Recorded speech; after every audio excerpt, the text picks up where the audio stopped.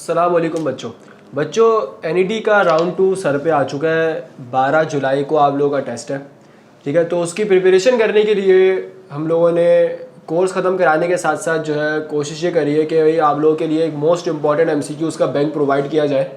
तो most important MCQs के bank के लिए बेटा हमारे पास जो सबसे ज़्यादा इंपॉर्टेंट चीज़ हो सकती थी वो ये थी कि भाई राउंड 1 में किस किस तरह के एमसीक्यूज़ पूछे गए हैं, फिजिक्स केमिस्ट्री वगैरह डिफरेंट सब्जेक्ट के अंदर।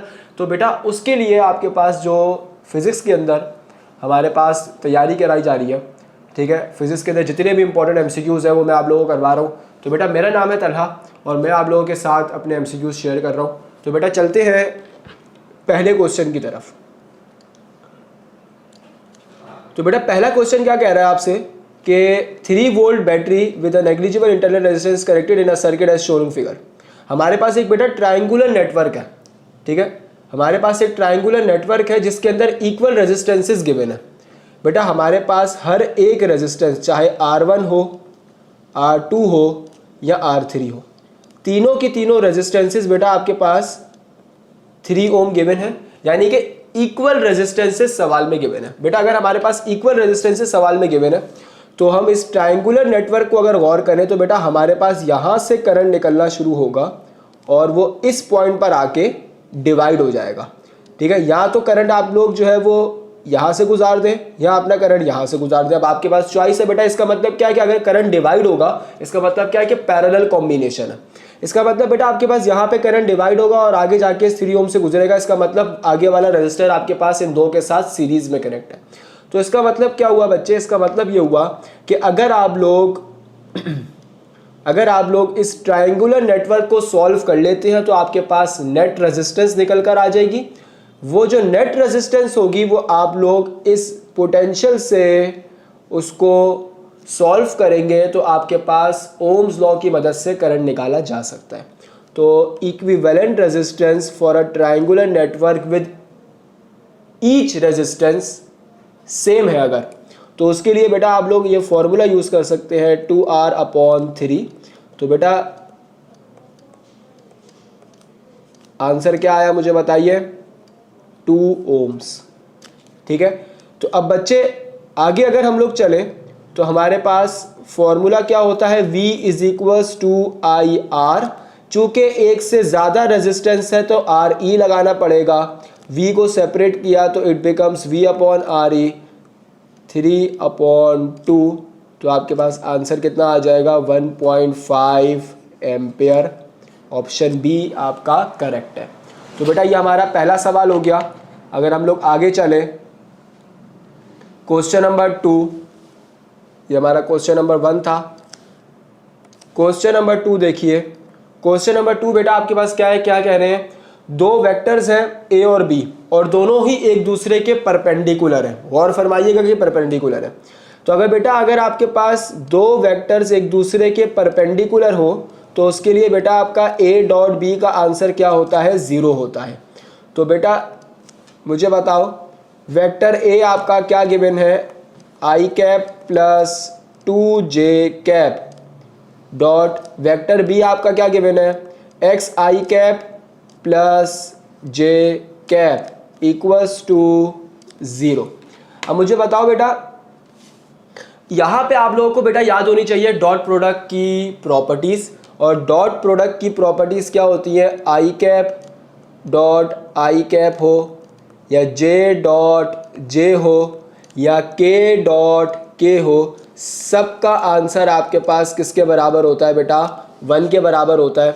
तो मुझे बताइएगा कि अगर मैं आपसे कहता हूं कि ये i वाली टर्म इस i वाली से मल्टीप्लाई होगी तो उसका आंसर 1 के बराबर होगा। तो x डॉट 1 प्लस 2j से मल्टीप्लाई हो जाएगा तो 1 इक्वल्स टू 0। क्योंकि बेटा अगर i वाली टर्म j से मल्टीप्लाई होगी तो उसका आंसर वैसे ही 0 हो जाएगा। तो डेट इज वाई हम लोग सिर्फ लाइक टर्म्स को मल्टीप्लाई कराते हैं इन अ डॉट प्रोडक्ट। तो बेटा मुझे बताइए कि x की वैल्यू क्या निकल कर आई है आपके पास? -2। तो देखो ये आपके पास ऑप्शन ए करेक्ट हो गया। आगे चलते हैं बेटा। क्वेश्चन नंबर 3 देखिए। क्वेश्चन 3 में क्या कहा जा रहा है? क्वेश्चन 3, क्वेश्चन 3 देखो, the range of a projectile becomes equal to 4 times of its maximum height. तो एंगल बताइए कि क्या है आपके पास। ठीक है बेटा, देखो क्वेश्चन के मुताबिक रेंज ऑफ प्रोजेक्टाइल इक्वल है 4 टाइम्स ऑफ इट्स हाइट के। तो बेटा अगर तो आप लोग चाहते तो इसके जरिए आगे सॉल्व कर ले कि हमें यह पता है कि भाई रेंज का फॉर्मूला होता है v naught square sine 2 theta upon g, और हाइट का फॉर्मूला होता है v naught square sine square theta upon 2g। इन दोनों की वैल्यूज पुट करें यहाँ पे, जो कैंसिलेशन हो रही है कैंसिलेशन करें, साइन अपॉन कॉस को टेंजेंट बनाएं और वैल्यूज पुट कर दें, या तो ये करें या फिर बेटा जो शॉर्टकट होता है वो इस्तेमाल कर ले कि 4h is equals to are tangent theta, ये चीज़ यूज़ कर ले। तो बेटा मुझे बताओ कि 4h इक्वल्स टू आर खुद किसके बराबर है बेटा, 4h के according to the question tangent theta. 4h से 4h क्या हो गया आपके पास कैंसिल, तो यहाँ बचा 1 इक्वल्स टू टेंजेंट थीटा, और बेटा थीटा किसके बराबर हो जाएगा, टेंजेंट इनवर्स 1 के, यानी कि 45 डिग्री के। तो बेटा ये आपके पास ऑप्शन डी आपका करेक्ट हो गया। अच्छा जी आगे चलते हैं बेटा, क्वेश्चन नंबर 4। क्वेश्चन 4 में क्या कह रहे हैं, the range of projectile is maximum when the angle of projection is. बेटा रेंज ऑफ प्रोजेक्टाइल मैक्सिमम, बेटा आपकी मैक्सिमम रेंज हासिल होती है हमेशा 45 डिग्री के एंगल के ऊपर। जब बेटा एयर रेजिस्टेंस अगर नेग्लिजिबल हो ना, और आप लोग 45 डिग्री के एंगल के ऊपर प्रोजेक्टाइल को रख के चलाते हैं, तो आपको पता है वो सबसे ज़्यादा हॉरिजॉन्टल डिस्प्लेसमेंट कवर करने की कोशिश करता है। लेकिन बेटा बात को ज़रा गौर फरमाइएगा कि एयर रेजिस्टेंस जब नेग्लिजिबल होती है तब ऐसा होता है, ठीक है। और हमारे कोर्स में बेटा स्ट्रॉबेरी दुनिया ही चल रही है, आप लोगों को पता है कि हम लोग हर जगह जहां हमारे औकात नहीं होती है रेजिस्टेंस को कैलकुलेट करने की, तो हम उसको निगलेक्ट कर देते हैं। तो वैसे भी आइडियल दुनिया, तो बेटा इस वजह से 45 डिग्री के अगर एंगल हो तो आपकी रेंज हमेशा मैक्सिमम होती है। तो ये बेटा टोटल 4 MCQs मैंने आपको सॉल्व करवा दिए। अच्छा बेटा 5वें सवाल की तरफ चलते हैं। 5वें सवाल में देखिए क्या कह रहे हैं, 2 capacitors of 3 microfarad and 6 microfarad are connected in series, what is their equivalent resistance. Equivalent capacitors का आपके पास जो सवाल है, तो उसमें बेटा सीरीज कॉम्बिनेशन है सबसे पहले तो ये देखिए, और सीरीज कॉम्बिनेशन की आपके पास फॉर्मूला क्या चल रहा होता है इक्विवेलेंट कैपेसिटेंस का, या तो अगर आप लोग C1 C2 upon C1 plus C2 करके सॉल्व कर सकते हैं, या फिर 1 over equivalent capacitance is equals to 1 over C1 plus 1 over C2, इस तरीके से सॉल्व कर सकते हैं। अब ये आप लोगों की मर्जी है अपनी, ठीक है।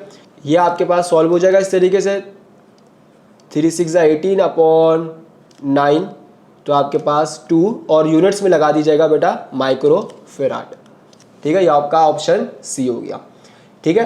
तो बेटा सीरीज कॉम्बिनेशन और कैपेसिटर हमेशा आपके पास रेसिप्रोकल ऑफ द इंडिविजुअल कैपेसिटेंसेस के बराबर होती है आपकी इक्विवेलेंट कैपेसिटेंस, ठीक है।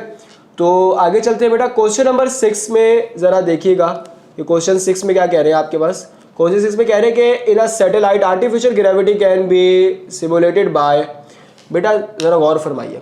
देखो बेटा अर्थ आपका 2 तरह का मोशन परफॉर्म कर रहा है। अर्थ जो है आपके पास वो सन के गिर्द ऑर्बिटल मोशन भी कर रहा है, और अर्थ जो है आपका वो अपने एक्सिस में भी घूम रहा है, जिसके लिए उसको 24 घंटे लगते हैं। तो बेटा जब आपके पास सबसे पहला सैटेलाइट भिजवाया गया था अर्थ के ऑर्बिट के अंदर, तो उसमें ये बात नोटिस की गई कि वो अर्थ के गिर्द सिर्फ और सिर्फ ऑर्बिटल मोशन करने लगा, लेकिन ग्रेविटी तो जनरेट नहीं हुई, क्योंकि बेटा यहाँ से जो भी एस्ट्रोनॉट आपके पास जाते हैं सैटेलाइट में, तो उनको आदत होती है 9.8 ग्रेविटी की। तो बेटा जब वो आपके पास पहले सैटेलाइट भेजा गया तो उसमें वो सिर्फ ऑर्बिटल मोशन करवा रहे थे, तो एस्ट्रोनॉट तो तब भी हवा में उड़ रहे थे, तो काम तो हो नहीं रहा था। तो उन्होंने ये सोचा कि बेटा जिस तरीके से अर्थ सूरज के गिर्द 2 तरह का मोशन करता है, बिल्कुल वैसे हमें भी सैटेलाइट को अर्थ के गिर्द 2 तरह का ही मोशन करवाना पड़ेगा, यानी कि हमें सैटेलाइट को ऑर्बिटल मोशन भी करवाना पड़ेगा, हमें ही सैटेलाइट को स्पिन मोशन भी करवाना पड़ेगा। तो जैसे ही स्पिन मोशन करवाया गया, just like earth spinning its own axis, तो आर्टिफिशियल ग्रेविटी जनरेट की गई 9.8 मीटर पर सेकेंड स्क्वायर, यानी कि स्पिन मोशन की मदद से। आगे देखिए क्वेश्चन नंबर 7 में क्या कह रहे हैं बेटा कि light year is a unit of, बेटा लाइट ईयर जो है वो यूनिट होता है आपके पास डिस्टेंस का, ठीक है। लाइट ईयर का बच्चे मतलब क्या है कि लाइट एक साल में कितना फासला तय कर रही है। लाइट जो कि 3 एक्सपोनेंट 8 मीटर पर सेकेंड से मूव कर रही है, वो एक साल में कितना फासला तय कर रही है, this is called a light year. अच्छा जी, आगे क्या कह रहे हैं बेटा क्वेश्चन में, क्वेश्चन नंबर 8 को देखिए जरा। क्वेश्चन नंबर 8 में क्या कहा जा रहा है? क्वेश्चन नंबर 8 में कह रहे हैं sensitivity of a galvanometer can be increase by.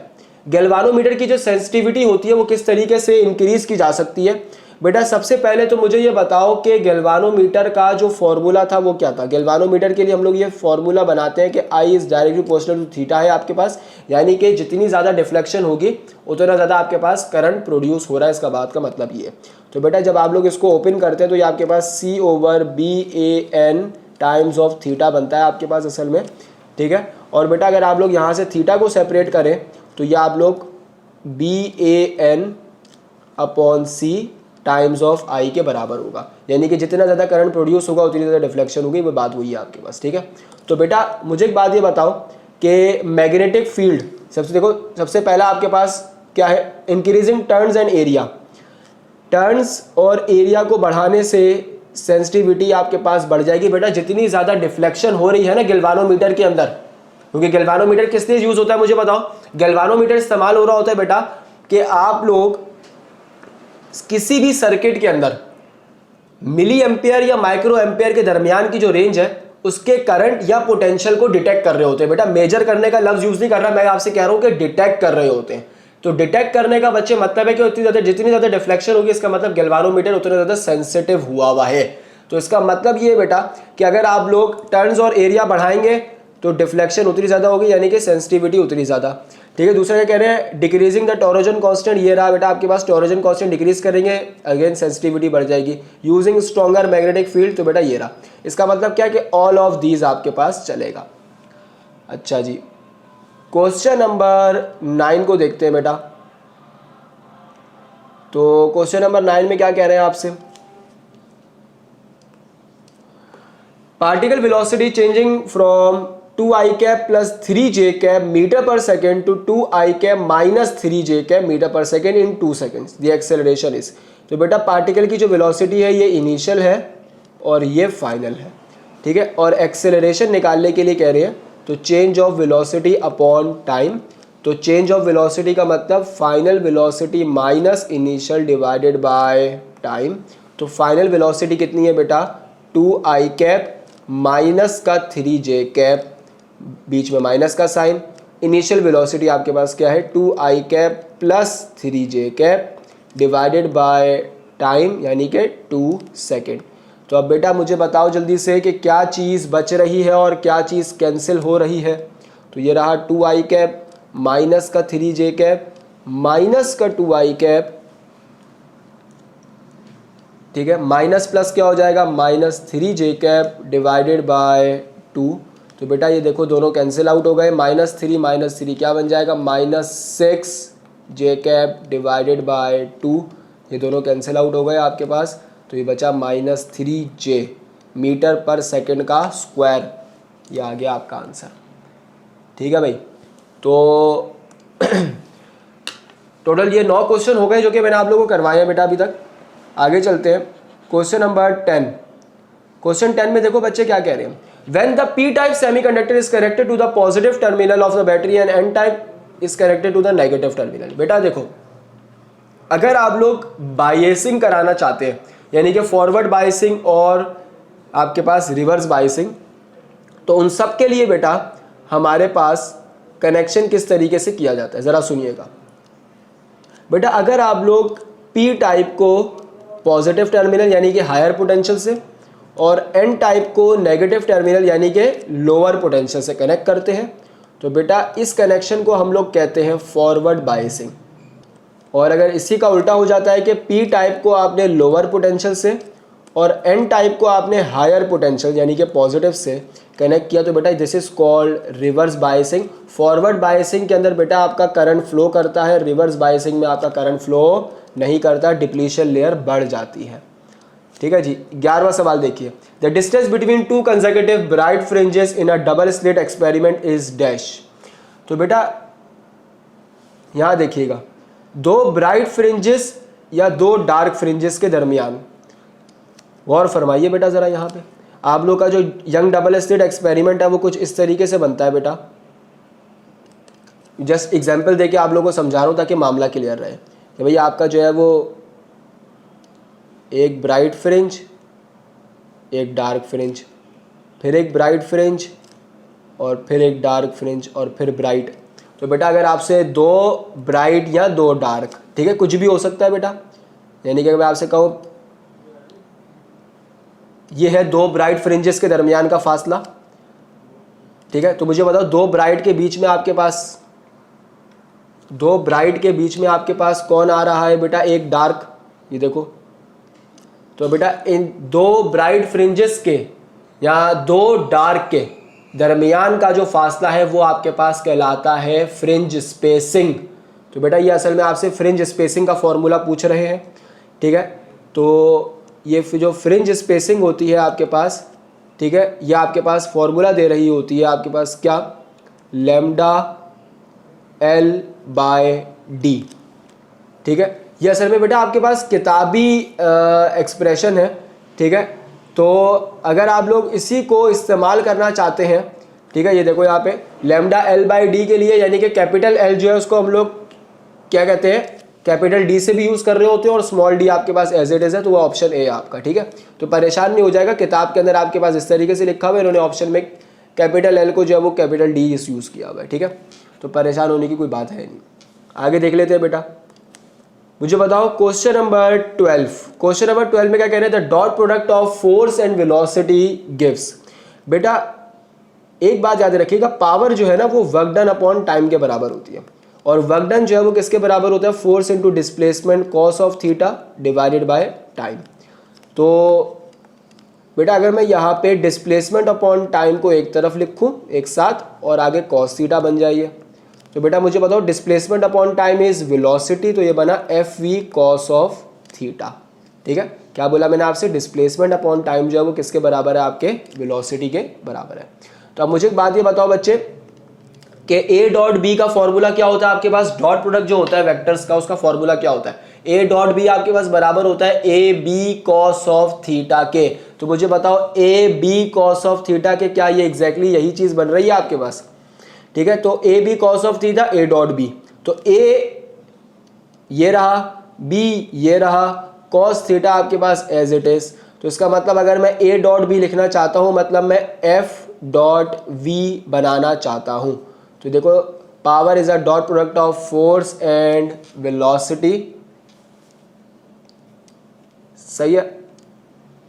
आगे चले बच्चों, आगे देखो क्या कह रहे हैं, a force of 20 newton overcomes 5 newton friction to accelerate a 3 kg object, the acceleration is dash. बेटा कह रहे हैं कि ये देखो गौर फरमाइएगा जरा बेटा, यहाँ पे लेट सपोज बेटा कि ये आपके पास एक ऑब्जेक्ट है, ठीक है, और इसके ऊपर ये है अप्लाइड फोर्स, ठीक है, कितने की, 20 न्यूटन की, और इसी के अपोजिट डायरेक्शन में इसके ऊपर, यानी कि जब मैं इसको अप्लाइड फोर्स लगा के आगे की जानिब खींचूंगा तो उसके ऊपर एक रिएक्शन फोर्स लगेगी, ठीक है, जो कि क्या कहलाएगी, फ्रिक्शनल फोर्स 5 न्यूटन की, ठीक है। तो अगर मैं यहाँ पे अनबैलेंस फोर्स कैलकुलेट करूँ तो unbalance force is stronger force में से माइनस करा दीजिए वीकर फोर्स को, तो बेटा अनबैलेंस फोर्स आपके पास बराबर आ जाएगी 20 - 5 which is equal to the 15 newton की अनबैलेंस फोर्स। और बेटा अकॉर्डिंग टू न्यूटन का सेकंड लॉ आपके पास अनबैलेंस फोर्स किसके बराबर होती है, माँ के बराबर होती है। एक्सेलरेशन को सेपरेट किया तो बेटा ये बनेगा अनबैलेंस फोर्स अपॉन मास, ठीक है। अनबैलेंस फोर्स आपके पास 15 न्यूटन की और मास कितना है बच्चे आपके पास 3 kg का, इन दोनों को कैंसिल किया तो आपके पास एक्सेलरेशन कितनी आ गई, 5 मीटर पर सेकेंड का स्क्वायर। तो ये आपके पास आ गया आंसर। आगे देखिए, तो what is the SI unit of Stefan constant. Stefan's constant sir क्या है, हमें नहीं पता। अबे भाई स्टीफन्स बोल्ट्जमैन कांस्टेंट एक आपके पास वो चीज़ है, ठीक है, और आपके पास असल में ये कहाँ से आया स्टीफन्स कांस्टेंट है, ये जो आपके पास जिक्र किया जा रहा है स्टीफन्स कांस्टेंट का। तो बेटा ब्लैक बॉडी रेडिएशन के कुछ लॉस थे, ठीक है, वेन्स डिस्प्लेसमेंट लॉ, ठीक है, स्टीफन बोल्ट्जमैन लॉ। तो बेटा ये वहां से आया हुआ है असल में आपके पास, ठीक है। तो उसके मुताबिक क्या चल रहा होता है बेटा, मुझे याद दिलाओगे जरा कि इंटेंसिटी ऑफ लाइट जो है वो डायरेक्टली प्रोपोर्शनल होती है हायर टेम्परेचर्स के, हायर पावर टेम्परेचर्स के असल में, ठीक है। और जब आप लोग यहाँ से इक्वल्स टू और कांस्टेंट लगाते हैं तो ये चीज़ ये बन जाती है। और जब आप लोग यहाँ से k को सेपरेट करते हैं तो वो बनता है intensity upon temperature raise to the power 4 के। सर व्हाट इज इंटेंसिटी, हमें नहीं पता बेटा। इंटेंसिटी का बच्चे मतलब क्या है मैं आपको बता रहा हूँ। इंटेंसिटी ये है कि कितनी लाइट या कितनी एनर्जी ट्रांसफर हो रही है, कितनी एनर्जी ट्रांसफर हो रही है यूनिट एरिया से यूनिट सेकंड के अंदर। तो इसका जो इंटेंसिटी का यूनिट होता है वो होता है वॉट पर मीटर स्क्वायर, ठीक है। डिवाइडेड हो रहा है किससे, टेम्परेचर की पावर 4 से, यानी कि kelvin raise to the power 4। ये जब इधर आएगा तो ये बनाएगा आपके पास वॉट पर मीटर स्क्वायर इंटू केल्विन की पावर 4, ठीक है। तो देखो इसको यूँ लिख सकते हैं वॉट इंटू मीटर -2 केल्विन -4। ये रहा आपके पास बेटा, देखो, ठीक है। क्वेश्चन नंबर 15 देखो, how is voltage distributed in parallel resistor network. बेटा पैरेलल रेजिस्टर की बात हो रही है। बेटा एक जरा बात फरमाइए कि भाई आपके पास सीरीज कॉम्बिनेशन और पैरेलल कॉम्बिनेशन के अंदर पोटेंशियल का जो डिस्ट्रीब्यूशन किया जा रहा होता है वो किस तरीके से किया जा रहा होता है। जिस रूम में बेटा मैं बैठा हूं, अगर यहां पे आपके पास एक भी लाइट ऑफ हो जाए और अगर मैं आपसे बोलूं कि ये सारी की सारी लाइट्स आपके पास सीरीज कॉम्बिनेशन में, अगर एक भी लाइट ऑफ होगी तो सारी की सारी लाइन से ऑफ हो जाएंगी, ठीक है। सीरीज कॉम्बिनेशन में ऐसा होता है। पैरेलल कॉम्बिनेशन, अगर मैं आपसे कहता हूं कि इस रूम की जितनी लाइट्स लगी हुई हैं वो सब पैरेलल में, तो एक भी ऑफ होगी तो बेटा बाकी ऑफ नहीं होंगी। यही बात आपके पास होती है बेटा कि सीरीज कॉम्बिनेशन में अगर आप लोग एक से ज्यादा अप्लायंसेस कनेक्ट करते हैं सीरीज में, तो एक भी अप्लायंस अगर फ्यूज हो या ऑफ हो गई तो बाकी सब के सब आपके पास नहीं चलेंगी। सीरीज कॉम्बिनेशन में आपको याद होगा बेटा कि करंट सेम रहता है असल में, लेकिन अगर मैं पैरेलल कॉम्बिनेशन की बात करूं तो पैरेलल कॉम्बिनेशन में करंट डिवाइड होता है लेकिन पोटेंशियल क्या रहता है, सेम रहता है। तो बेटा हमारे पास पैरेलल कॉम्बिनेशन जो होता है वो चाहे कैपेसिटर का हो या रेजिस्टर का, पैरेलल कॉम्बिनेशन अगर आपके पास है तो पैरेलल कॉम्बिनेशन में बेटा पोटेंशियल जो है वो एक एक अप्लायंस का या एक एक रेजिस्टर का या एक एक कैपेसिटर का पोटेंशियल सेम रहता है, क्योंकि बेटा एक एक अप्लायंस बैटरी के साथ इंडिविजुअल खुद कनेक्ट होती है, बैटरी के साथ इंडिविजुअल खुद कनेक्ट होती है। दैट इज वाई आपके पास पैरेलल कॉम्बिनेशन में पोटेंशियल क्या रहता है, सेम रहता है, जबकि सीरीज में ऐसा नहीं होता बेटा। ऑप्शन बी आपका करेक्ट है बेटा। आगे पूछ रहे बेटा what is the formula for tension in a string undergoing a stationary wave. बेटा यहां देखो, वाइब्रेशनल वेलोसिटी ऑफ स्ट्रिंग का जो फॉर्मूला होता है बेटा आपके पास वो होता है √T/μ। अगर बेटा मैं आपसे कहता हूं कि मुझे यहां से टेंशन को सेपरेट करना है तो मैं क्या करूंगा, स्क्वायरिंग ऑन बोथ साइड्स कर दूंगा बेटा, स्क्वायरिंग ऑन बोथ साइड्स कर दूंगा। तो मुझे बताओ स्क्वायरिंग ऑन बोथ साइड्स करने से बन जाएगा v² = T/μ। तो T को अलग किया मैंने तो ये बन गया v² टाइम्स ऑफ μ। तो देखो ये आपका फॉर्मूला आ गया, ये देखो ये बना है आपके पास बेटा v² टाइम्स ऑफ μ। और μ क्या होता है बेटा, यहाँ पे आपके पास T तो टेंशन है, v आपके पास स्ट्रिंग कितनी वेलोसिटी से वाइब्रेट कर रहा है वो है, और μ है आपके पास क्या, लीनियर मास डेंसिटी, ठीक है। तो देखो ये है v² μ², और इत्तेफाक से ऑप्शन सी भी आपके पास ऐसा ही कुछ गिवन है v² μ² और f² v²। तो असल में असूलन तौर पर तो यहाँ पे नन ऑफ दीज आएगा आपके पास। आगे देखो क्या कह रहे हैं, what is the distance between nodes, two nodes और antinodes in a standing wave. तो बेटा ये देखो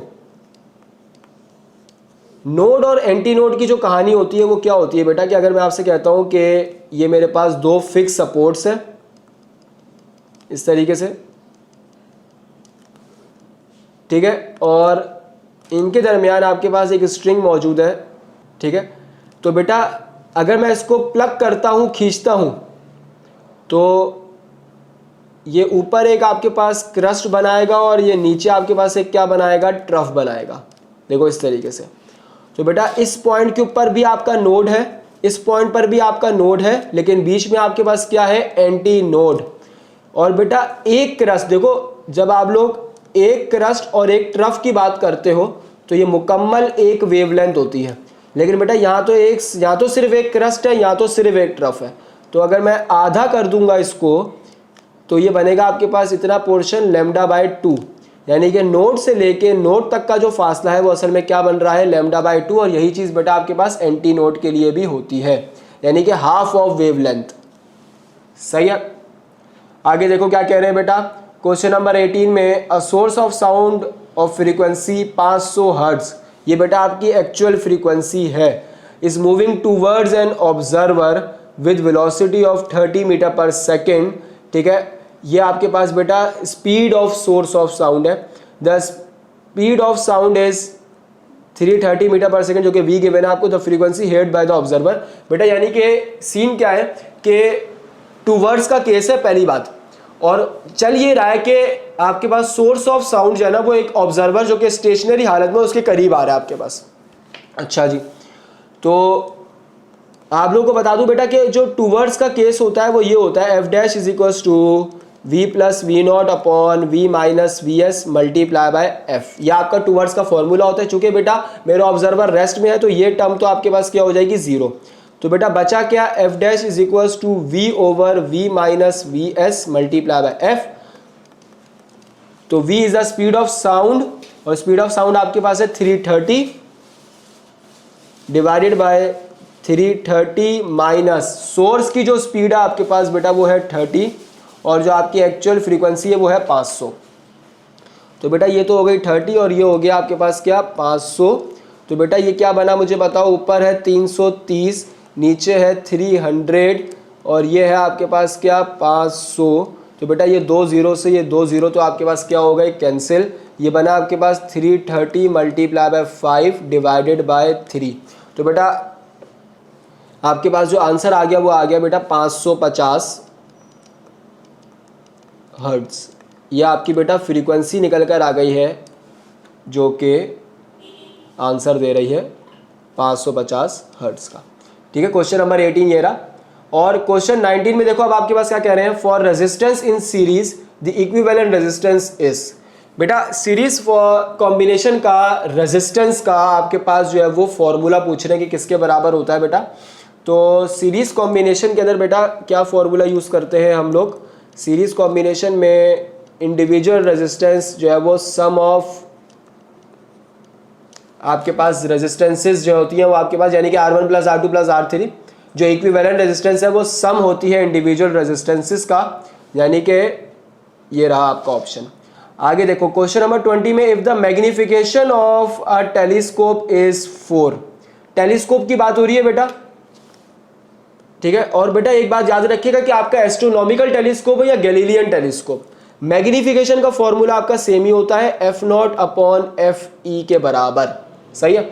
अब अगर बेटा मैं यहां से f0 को सेपरेट करूं तो ये बनेगा m टाइम्स fe के बराबर, ठीक है। और m टाइम्स fe क्योंकि मैग्निफिकेशन 4 है तो 4 टाइम्स ऑफ fe के बराबर, यानी कि 4 टाइम्स ऑफ आईपीस की फ्रीक्वेंसी के बराबर है।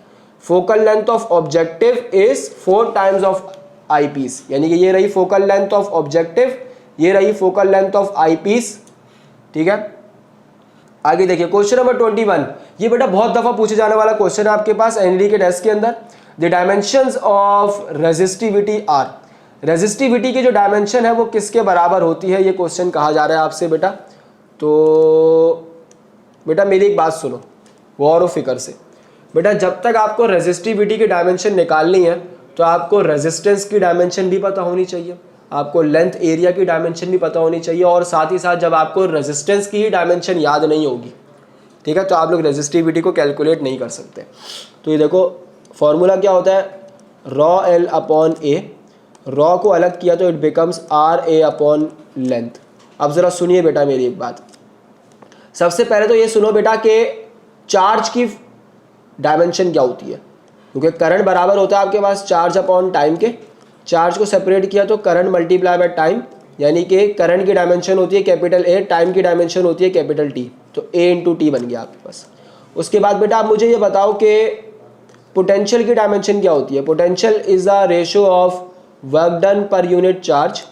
वर्क डन की डायमेंशन होती है ml square upon T square divided by charge. Charge किसके बराबर है, a टाइम्स टी के, तो ये दोनों इससे मल्टीप्लाई हो जाएंगे बेटा।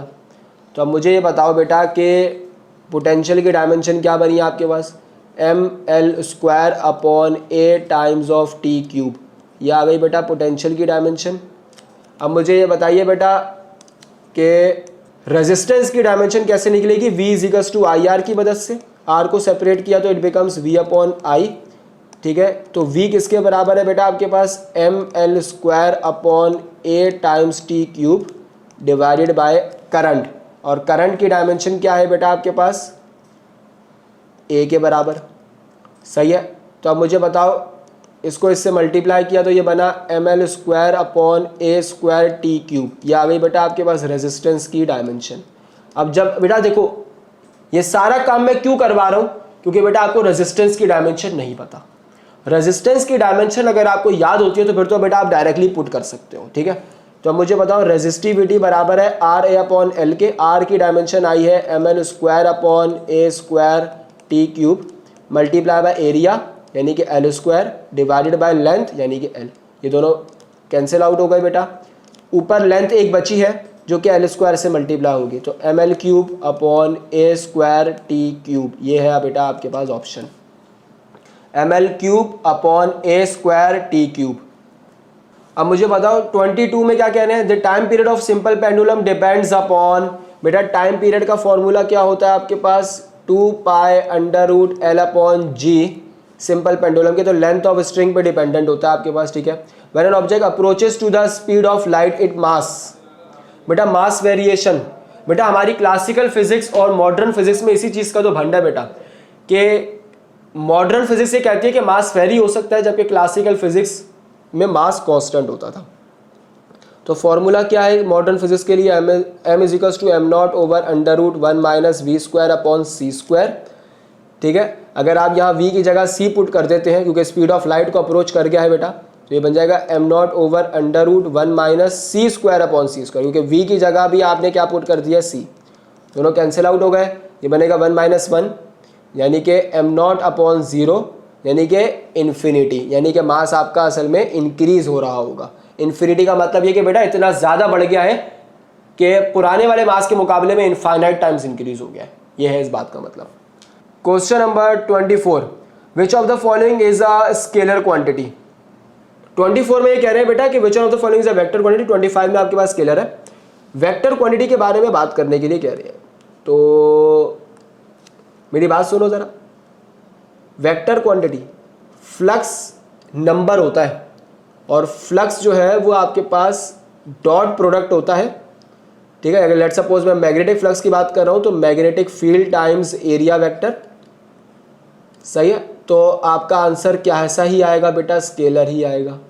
डॉट प्रोडक्ट का जो आंसर होता है बेटा वो हमेशा ही स्केलर होता है, सही है। तो ये बात तो खैर आपके पास अलग ही है, तो ये भी स्केलर, ये वाला फ्लक्स भी स्केलर, फिर पोटेंशियल भी स्केलर होता है। तो बचा क्या आपके पास बेटा, मैग्नेटिक इंडक्शन यानी कि मैग्नेटिक फील्ड आपके पास एक वेक्टर क्वांटिटी है।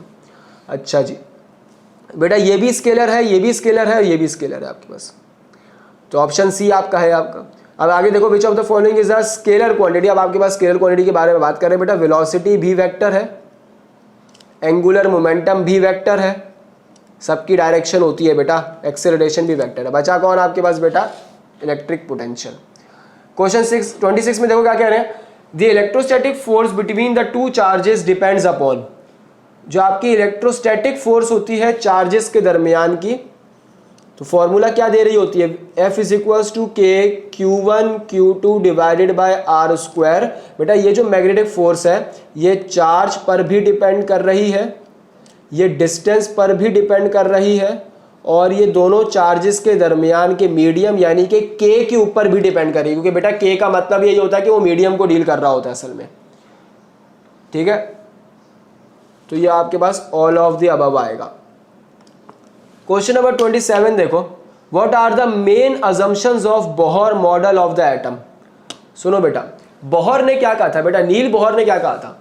असल में बेटा जब रदरफोर्ड का जो फ्लॉ निकला था वो ये निकला था कि भाई इलेक्ट्रॉन जो है वो कंटिन्यूसली रिवॉल्व कर रहा है न्यूक्लियस के गिर्द विथ सम एनर्जी, एनर्जी के साथ कर रहा है, मतलब वो मुसलसल एनर्जी को डिसिपेट करता रहेगा और एक वक्त आएगा कि वो गिर जाएगा न्यूक्लियस के ऊपर आके, ऐसा मैक्सवेल ने कहा था।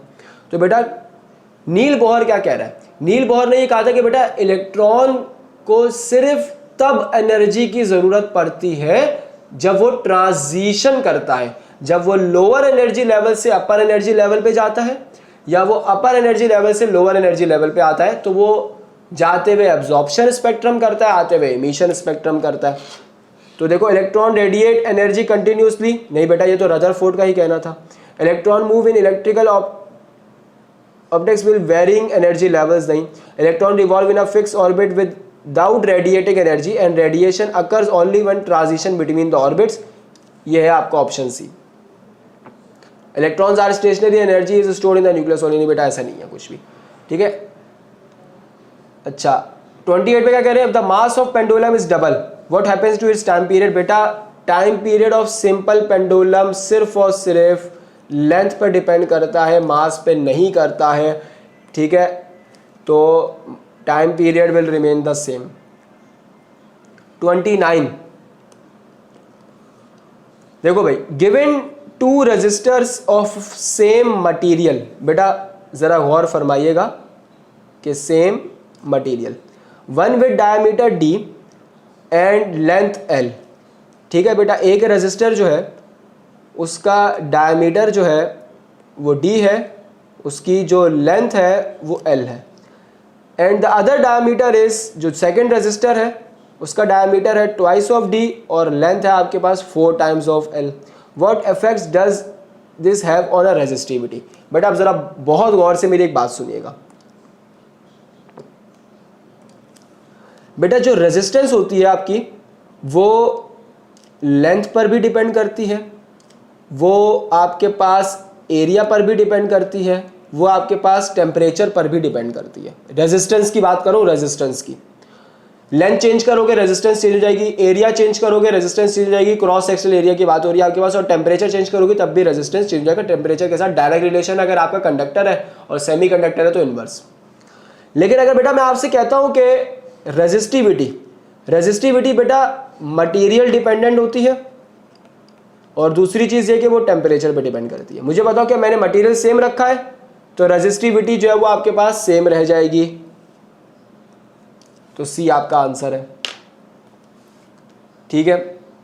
30th देखें, if the scalar product of two vector is 2√3, ठीक है बेटा। दो वेक्टर है, लेट सपोज मैं आपसे कहता हूं a डॉट b, उसका जो स्केलर प्रोडक्ट है वो आपके पास 2√3 के बराबर है। आगे एंड देयर वेक्टर प्रोडक्ट, ठीक है बेटा, वेक्टर प्रोडक्ट की भी बात कर लेते हैं। वेक्टर प्रोडक्ट आपके पास मैग्नीट्यूड है ना बेटा, तो यू लिखूंगा। वेक्टर प्रोडक्ट का आंसर क्योंकि वेक्टर होता है बेटा इसलिए मैग्नीट्यूड लिखूंगा। ये रहा 2, कह रहे थे एंगल बिटवीन देम इज, ठीक है भाई। अब देखो मेरी एक बात सुनो प्यारे बच्चे, अगर मैं आपसे कहता हूं कि मैं इन दोनों का रेशो ले लेता हूं आपके पास, ठीक है, मैं इन दोनों का रेशो ले लेता हूं, यानी कि मैं a क्रॉस b का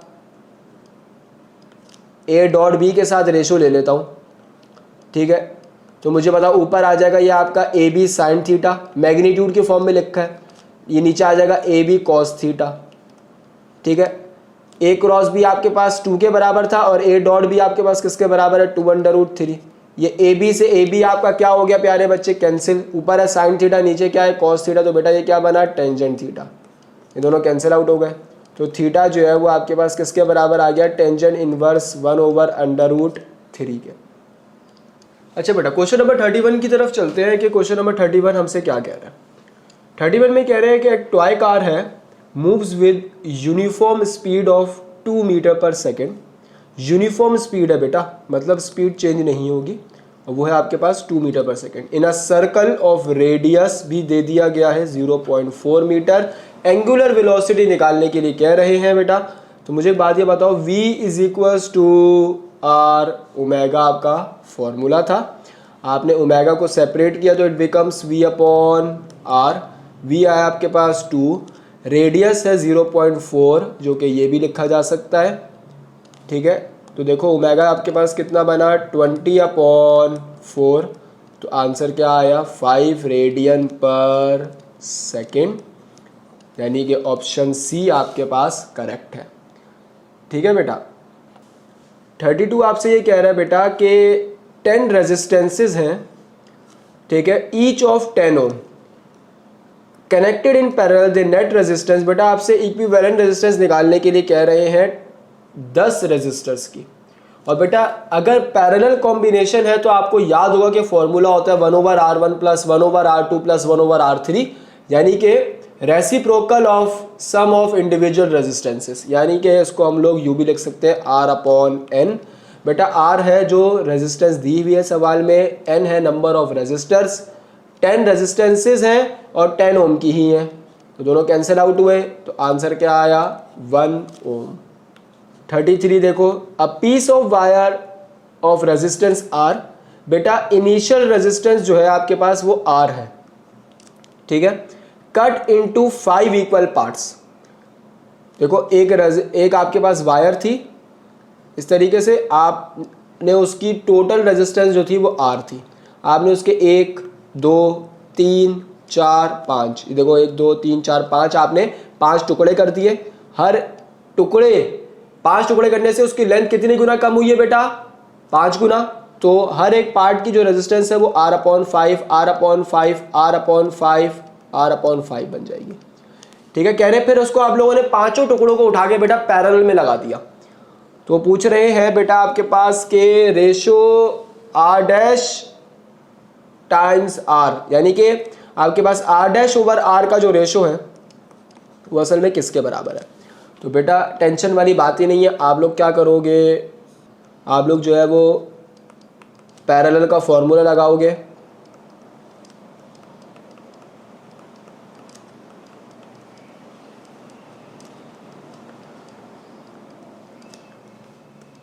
ठीक है, ये देखो इस तरीके से। अब बेटा मुझे बताओ ये सारे के सारे 5 आपके पास ऊपर चले जाएंगे, है भाई, देखो इस तरीके से। अब बेटा ये मैं आपको एक एक स्टेप करके दिखा रहा हूँ, मुझे बताओ इन सबको आपने ऐड किया, ठीक है, और R' की वैल्यू निकाली तो वो किसके बराबर आ गई R/25 के। अब बेटा रेशो किस चीज़ का था R'/R का, तो R'/R जो है वो R/25 डिवाइडेड बाय R, सही है। अब बेटा मुझे बताओ ये आंसर जो है वो 1/25 के बराबर आ गया। देखो बेटा ये रेशो था R'/R का, असल में R'/R का ये रेशो था असल में। अच्छा, तो R'/R अगर आपके पास है तो ये आपका जो देखो 1/R' जो था वो 25/R के बराबर आया था। मैंने जब उसको R' किया था तो ये R/25 बना, फिर मैंने आपसे कहा कि R'/R कर दीजिए, यानी कि R/25 डिवाइड बाय R, तो R से R कैंसिल हो गया, तो 1/25 आपका असल में आंसर बन गया। अब मुझे बताओ क्वेश्चन नंबर 34 में क्या कह रहे हैं, 3i minus 2j plus ak। एक आपके पास ये वेक्टर है, वेक्टर क्या है बेटा 3i minus 2j plus ak, और दूसरा वेक्टर है आपके पास 3i plus j minus k, 3i plus j minus k। आप वो कह रहे हैं कि अगर ये दोनों वेक्टर एक दूसरे के पैरेलल हैं तो वैल्यू ऑफ a कैलकुलेट कर दीजिए बेटा, तो बस ठीक है। आप लोग असल में निकालेंगे बेटा क्या अपना डॉट प्रोडक्ट, ठीक है, 3i minus 2j plus ak times q, 3i plus j minus k। तो इन दोनों का बेटा डॉट प्रोडक्ट निकालिए, i वाली टर्म i से मल्टीप्लाई, 3 3 ज़ा 9, और i डॉट i मैंने आपको ऊपर भी बताया कि 1 के बराबर होता है, ठीक है, -2 multiply by 1 j dot j plus minus minus a times of 1। अब बेटा डॉट प्रोडक्ट है, वेक्टर्स एक दूसरे के परपेंडिकुलर है, तो p डॉट q जो है वो असल में 0 के बराबर आएगा आपके पास। तो ये देखो ये बना 9 minus 2 is 7 minus a equals to 0, तो ए की जो वैल्यू है वो असल में किसके बराबर आ गई है आपके पास 7 के बराबर। आगे देखो क्या कह रहे हैं, if vector A is equals to 3 i cap minus 2 j cap plus 5 k cap और b is equals to 6 i cap minus 4 j cap plus 10 k cap, find the angle between the vectors. अब बेटा एक बात जान लीजिए कि अगर मैं आपसे कहता हूं कि वेक्टर ए और बी दोनों आपके पास की वैल्यूज देखिए जरा इन दोनों की, एक बेटा वेक्टर ए ये है और वेक्टर बी ये है। अगर मैं आपसे कहूं बेटा कि जो वेक्टर बी है उसको जरा गौर व फिक्र से देखो कि वो है क्या, 6 माइनस 4 प्लस 10, ये है आपका वेक्टर बी। अब बेटा मुझे एक बात बताओ, अगर मैं 6 यानी कि इस पूरी वैल्यू में से ऐसा क्या कॉमन निकालूं कि वो ए के बराबर हो जाए, इस पूरी वैल्यू में से ऐसा क्या कॉमन निकालूं, यानी कि मैं आपसे कहता हूं कि मैं 2 कॉमन निकालूं तो ये कॉमन निकालने पे क्या बचेगा, 3 i cap minus 2 j cap plus 5 k cap. मुझे बताओ क्या ये पूरी की पूरी टर्म वेक्टर ए के बराबर हो गई है विद साइन समेत। तो इसका मतलब ये है बेटा कि मैग्नीट्यूड भी सेम है और डायरेक्शन भी सेम है, क्योंकि अगर मैं साइन की बात कर रहा हूं तो इसका मतलब बी जिस डायरेक्शन में जा रहा है ए भी उसी डायरेक्शन में जा रहा है आपके पास, ठीक है। तो इसका मतलब अगर ये दोनों की डायरेक्शन सेम है तो इसका मतलब दोनों के दरमियान का जो एंगल है वो आपके पास कितना होगा, 0 डिग्री का होगा, ठीक है। लेकिन बेटा ये जब ही होगा बेटा जब मैग्नीट्यूड भी सेम होगा और डायरेक्शन भी सेम होगी। अच्छा बेटा क्वेश्चन नंबर 36 की तरफ देखिएगा। ये क्वेश्चन नंबर 36 जो है वो क्या कह रहा है आपसे कि इनिशियल वेलोसिटी सवाल में गिवन है 2 i cap plus 3 j cap और एक्सेलरेशन है आपके पास सवाल में 0.3 i cap plus 0.2 j cap, ठीक है। कह रहे हैं कि भाई मैग्नीट्यूड ऑफ वेलोसिटी निकालने, यानी कि फाइनल वेलोसिटी निकालने जब आपके पास टाइम है 10 सेकेंड्स का। तो बेटा आपके पास इनिशियल वेलोसिटी है 2 i cap plus 3 j cap और एक्सेलरेशन है 0.3 i cap plus 0.2 j cap और टाइम जो है आपका वो है 10 सेकेंड्स। तो बेटा अब आप लोग क्या करें, पहले इन दोनों को आपस में मल्टीप्लाई करवा दें, यानी कि अगर आप लोग इस 0.3 को 10 से मल्टीप्लाई कराते हैं तो ये बन जाएगा 3 आपके पास i कैप और 0.2 को 10 से मल्टीप्लाई कराते हैं तो ये आपके पास बन जाएगा 2 j कैप। तो मुझे बताओ i वाली टर्म i से ज़रा ऐड करा दें, 2 i cap plus 3 i cap इस 5 i कैप और j कैप को आपस में ऐड करा दें तो ये 5 j कैप बन जाएगा। अब ज़रा इसका मैग्नीट्यूड निकाल लें बेटा, क्योंकि ऑप्शन में आपके पास मैग्नीट्यूड है, तो √x² प्लस y², तो बेटा मुझे बताओ ये बन जाएगा 25 प्लस 25, तो ये बन जाएगा आपके पास √50। तो √50 को बेटा हम लोग आपके पास 25 मल्टीप्लाई बाय 2 भी लिख सकते हैं, तो मुझे बताओ ये बन जाएगा 5√2 मीटर पर सेकेंड। तो ये आपका आंसर आ जाएगा, ठीक है। क्वेश्चन नंबर 37 देखिएगा कि a car starting from a speed of 12 metre per second, starting speed है यानी कि ये इनिशियल, स्लोज डाउन ये आपके पास final, time of 3 seconds, calculate the average acceleration. तो बेटा वेलोसिटी स्लो डाउन हो रही है, इसका मतलब क्या है कि एक्सेलरेशन माइनस में आएगी, यानी कि 6 माइनस 12/3 vf माइनस vi/t। तो बेटा ये आपके पास -2 मीटर पर सेकेंड स्क्वायर आपका आंसर आ जाएगा, ठीक है। 38 देखिए, 2 charges of equal magnitude and resistance r exert a force F on each other if the charges are half and distance between them is double. Charges half हो जाए और distance between them जब वो आपके पास डबल हो जाए तो new force आपके पास क्या करेगी। तो बेटा मुझे बताओ कि ये आपके पास है क्वेश्चन नंबर 38, तो उसमें क्या कह रहे हैं बेटा कि देखो मुझे बताइएगा कि जो इनिशियल फोर्स होगी वो होगी Q1 Q2 divided bye r² और जो न्यू फोर्स होगी F' वो आपके पास क्या होगी K, क्योंकि मीडियम तो सेम रहेगा, चार्जेस हाफ हो जाएंगे यानी कि Q1/2 Q2/2 divided by distance आपके पास जो है वो डबल हो जाएगा, distance between them is double यानी कि 2r का स्क्वायर हो जाएगा, ठीक है। तो बेटा ये आपके पास क्या हो जाएगी K Q1 Q2 तो 2 2 ज़ा 4 डिवाइडेड बाय 4r²। तो बेटा ये 4 से मिलके क्या हो जाएगा K Q1 Q2 divided by 16 times of r square. मुझे बताओ K Q1 Q2 divide by r square किसके बराबर है खुद? ये पूरी चीज खुद किसके बराबर है बेटा? F के। तो F अपॉन 16, देखो ये आपका आंसर आ गया। ठीक है, ऑप्शन डी।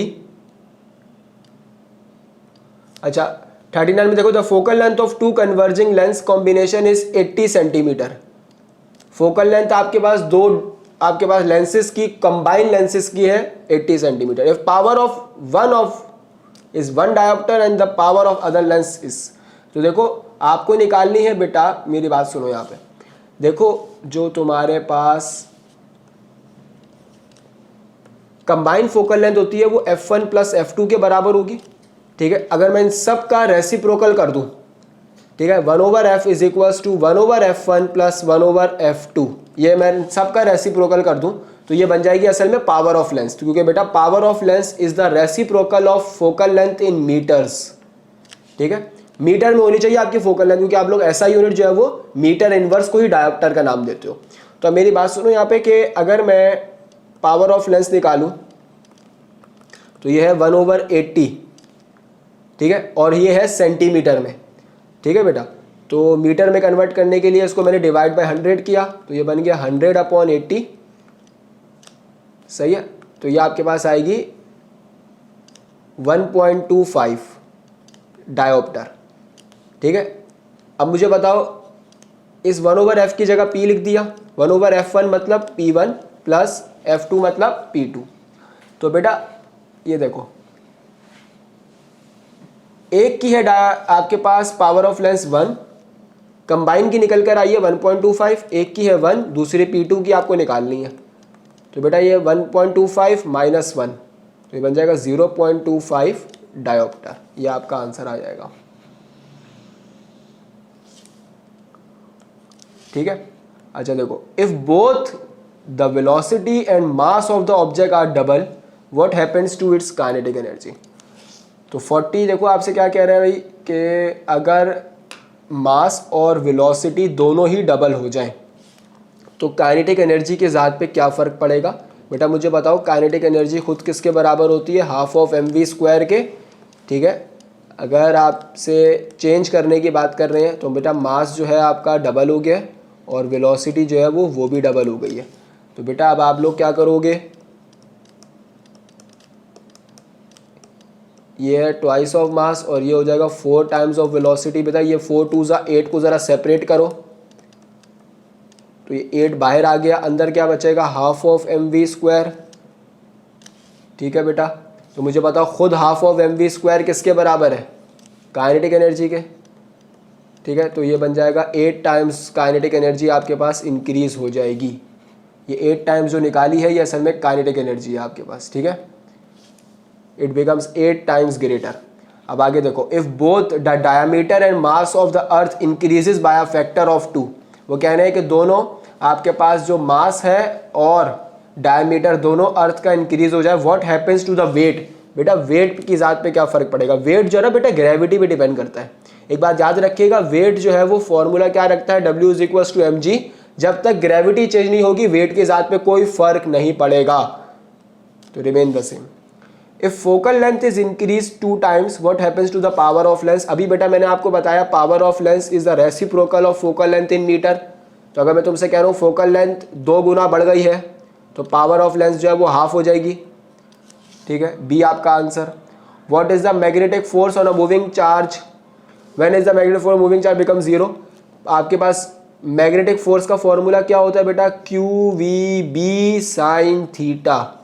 ठीक है, अगर बेटा यहाँ पे मैं एंगल 0 डिग्री पुट कर दूं तो फोर्स आपके पास बिकम 0। तो यानी कि अगर आपके पास वेलोसिटी और मैग्नेटिक फील्ड के दरमियान एंगल 0 डिग्री होगा तो मैग्नेटिक फोर्स आपके पास जो है वो क्या हो जाएगी? 0। यानी कि चार्ज जो है वो मैग्नेटिक फील्ड में दाखिल होने के बाद पैरेलल मूव करे या एंटी पैरेलल मूव करे तो उसके ऊपर कोई फोर्स नहीं लगेगी। तो ऑप्शन डी आपका करेक्ट आंसर है। आगे देखो, if the body moves in a circular path with constant speed, then अगर आपके पास कोई बॉडी सर्कुलर पाथ में कांस्टेंट स्पीड से ट्रैवल करे। ये देखो, ये मेरे पास एक सर्कुलर पाथ है बेटा, ठीक है। अगर मैं आपसे कहता हूँ कि इसमें मेरे पास एक ऑब्जेक्ट है जो कि कांस्टेंट स्पीड से घूम रहा है, तो बेटा देखो वेलोसिटी जो है ना वो एक वेक्टर क्वांटिटी है। अब ज़रा बात को सुन लेना, वेलोसिटी वेक्टर क्वांटिटी है, इसके पास इसका मैग्नीट्यूड भी है, इसके पास इसकी डायरेक्शन भी है बेटा। तो बेटा ये देखो, ये मैग्नीट्यूड भी रखता है, ये क्या भी रखता है बेटा, डायरेक्शन भी रखता है। अब अगर मैं आपसे कहता हूँ कि इसका मैग्नीट्यूड चेंज करो, ये तब भी एक्सेलरेशन प्रोड्यूस कर देता है। अगर मैं आपसे कहता हूँ बेटा इसकी डायरेक्शन चेंज करो, ये तब भी एक्सेलरेशन प्रोड्यूस कर देता है। लेकिन फ़र्क ये होता है कि मैग्नीट्यूड चेंज करने पे टेंजेंशियल एक्सेलरेशन होती है, डायरेक्शन चेंज करने पे सेंट्रीपिटल एक्सेलरेशन होती है। तो बेटा अगर मैं आपसे कहता हूँ कि कोई भी बॉडी कांस्टेंट स्पीड के साथ घूम रही है ना सर्कुलर पाथ, तो इसका मतलब ये है कि बेटा एक चीज़ तो लाजमी है। देखो जब भी कोई ऑब्जेक्ट सर्कुलर पाथ में घूम रहा है तो उसके बेटा शर्त है कि उसके ऊपर सेंट्रीपिटल फोर्स तो लग रही है, और बेटा जब फोर्स लगती है तो एक्सेलरेशन भी प्रोड्यूस होती है। तो इसका मतलब क्या कि एक्सेलरेशन भी प्रोड्यूस होगी, जो कि आपके पास क्या कहलाएगी, सेंट्रीपिटल एक्सेलरेशन, ठीक है। तो इसका मतलब ये है कि बेटा अगर कोई ऑब्जेक्ट सर्कुलर पाथ में घूम रहा है तो उसकी वेलोसिटी की डायरेक्शन तो हमेशा ही चेंज होगी। सर्कुलर पाथ में घूमने के लिए शर्त यह होती है कि वेलोसिटी की डायरेक्शन हमेशा चेंज होती रहे, चेंज होती रहे, चेंज होती रहे। तो बेटा मैग्नीट्यूड चेंज ना भी हो रहा तो बेटा ये ऐसे बोले आपके पास कहलाता है यूनिफॉर्म सर्कुलर मोशन। आपको शायद याद आ गया होगा, यूनिफॉर्म सर्कुलर मोशन वो सर्कुलर मोशन होता है जिसमें वेलोसिटी का मैग्नीट्यूड तो चेंज नहीं होता, लेकिन बेटा सर्कुलर मोशन है तो डायरेक्शन तो क्या ही होती रहेगी, चेंज होती रहेगी। यानी कि एक एक्सेलरेशन तो मस्ट है ना सर्कुलर मोशन। यानी कि अगर कोई आपसे कहता है ना कि सर्कुलर मोशन में तमाम एक्सेलरेशन जीरो कर दो, तो बेटा वो सर्कुलर मोशन रहेगा ही नहीं, वो लीनियर मोशन बन जाएगा। सर्कुलर दायरे में घूमना है तो वेलोसिटी की डायरेक्शन चेंज होना शर्त है, सही है। और वो यानी कि सेंट्रीपिटल फोर्स और सेंट्रीपिटल एक्सेलरेशन शर्त है, लाजमी है बेटा, ठीक है। तो सेंट्रीपिटल एक्सेलरेशन तो लाजमी है। वो कह रहे हैं which statement is incorrect about the magnetic field. बेटा हमेशा मूविंग चार्ज जो होता है वो हमेशा मैग्नेटिक फील्ड प्रोड्यूस करता है। देखो आगे क्या लिखा है, स्टेशनरी चार्ज प्रोड्यूस मैग्नेटिक, बेटा ऐसा हो ही नहीं सकता, ठीक है। मूविंग चार्ज जो होता है ना वो हमेशा मैग्नेटिक फील्ड प्रोड्यूस करता है। आगे क्या कह रहे हैं, the magnetic field inside the solenoid is. बेटा magnetic field inside the solenoid का फॉर्मूला होता है म्यू नॉट एन आई, यानी कि मैग्नेटिक फील्ड करंट के साथ आपके पास डायरेक्टली प्रोपोर्शनल होती है, ठीक है। आगे देखो क्या कह रहे हैं, a helicopter weighing 2490 newton is ascending at a constant speed of 4 metre per second, what is upward force on it. बेटा कांस्टेंट स्पीड के साथ एक हेलीकॉप्टर ऊपर की तरफ जा रहा है, ठीक है। अब जरा सुनो यहाँ पे, ये भी कई दफ़ा सवाल आपके पास MCQ के तौर पे NED में आया हुआ है। भाई मैं आपसे कह रहा हूँ कि एक हेलीकॉप्टर जो है ना वो कांस्टेंट स्पीड के साथ ऊपर की तरफ जा रहा है, ठीक है। कांस्टेंट स्पीड के साथ ऊपर की तरफ जा रहा है, ठीक है। असेंडिंग, तो बेटा मुझे बताओ हेलीकॉप्टर का वेट जितना होगा वो उतनी ही फोर्स अगर ऊपर लगा रहा है, हेलीकॉप्टर का वेट जितना है वो अगर उतनी ही फोर्स ऊपर की तरफ लगा रहा है, तो बेटा ये दोनों फोर्सेस अगर बैलेंस है तभी तो वो कांस्टेंट स्पीड के साथ घूम रहा है बेटा आपके पास हेलीकॉप्टर। क्योंकि बेटा कांस्टेंट स्पीड का मतलब क्या है आपके पास, बेटा कांस्टेंट स्पीड का मतलब ये है कि बैलेंस फोर्सेस हैं और एक्सेलरेशन नहीं है। असल चीज़ ये है कि बेटा एक्सेलरेशन नहीं है, बैलेंस फोर्सेस है। तो इसका मतलब बेटा वेट जितना लग रहा है उतनी फोर्स ऊपर भी जा रही है आपके पास, यानी कि 2490 न्यूटन। अच्छा जी, to increase the range of ammeter shunt resistance must be. बेटा देखो एक चीज़ सुनो, हमारे पास 48 है आपके पास सवाल। बेटा देखो एक चीज़ सुनो, ये अगर आपके पास गैल्वानोमीटर है, ठीक है, और अगर मैं आपसे बोलता हूँ बेटा कि गैल्वानोमीटर जो है ना वो, बेटा हमें ये बात तो पता है कि गैल्वानोमीटर की जो रेंज होती है वो मिली एम्पेयर से माइक्रो एम्पेयर तक की वो डिटेक्ट कर सकता है। सिर्फ आम जबान में समझाने के लिए अगर मैं आपसे कहता हूँ कि मेरा गैल्वानोमीटर 1 एम्पेयर के करंट को डिटेक्ट कर सकता है और पीछे से आ रहा है आपके पास सपोज 10 एम्पेयर का करंट, ठीक है, तो बेटा ये 10 एम्पेयर करंट तो उसको जला देगा। तो मुझे कुछ भी ऐसा करना है कि यहाँ पे ना ऐसा हो जाए कि ये जो 10 एम्पेयर करंट है उसमें से 9 एम्पेयर किसी और पाथ से गुजर जाए और 1 एम्पेयर सिर्फ और सिर्फ आपके पास जो है ना वो यहाँ से गुजरे, ठीक है। तो बेटा मैंने क्या किया, एक बहुत ही मामूली रेजिस्टेंस जो है वो गैल्वानोमीटर के साथ पैरेलल में लगा दी। तो बेटा 10 एम्पेयर में से 9 एम्पेयर यहाँ से गुजर गया और 1 एम्पेयर जो है वो यहाँ से गुजरा। बेटा 9 एम्पियर अगर यहाँ से गुजरना चाहता है, यानी कि मैक्सिमम करंट यहाँ से गुजरना चाहता है, तो इस रेजिस्टेंस की जो वैल्यू है वो लीस्ट तरीन होनी चाहिए, क्योंकि बेटा V/IR के मुताबिक जितनी कम रेजिस्टेंस होगी उतनी ज़्यादा करंट यहाँ से गुजरेगा। यानी कि ये जो रेजिस्टेंस जो कि गैल्वानोमीटर के साथ पैरेलल में लगता है, ये कहलाता है आपके पास शंट रेजिस्टेंस, और इसकी जो वैल्यू है वो आपके पास लीस्ट तरीन होनी चाहिए, यानी कि shunt resistance must be decreased.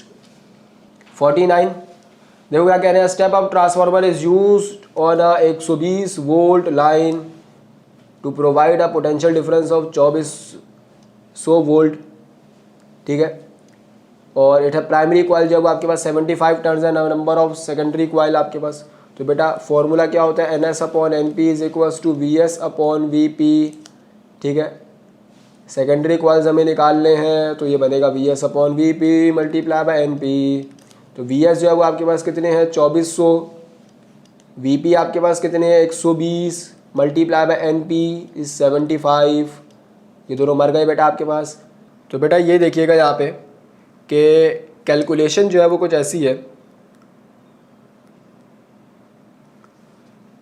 कि दोनों कैंसिल आउट हुए, तो ये बना 20, और आपके पास 20 मल्टीप्लाई बाय 75 जो है वो आपके पास 1500 टर्न्स आपके पास आंसर आ गए, ठीक है।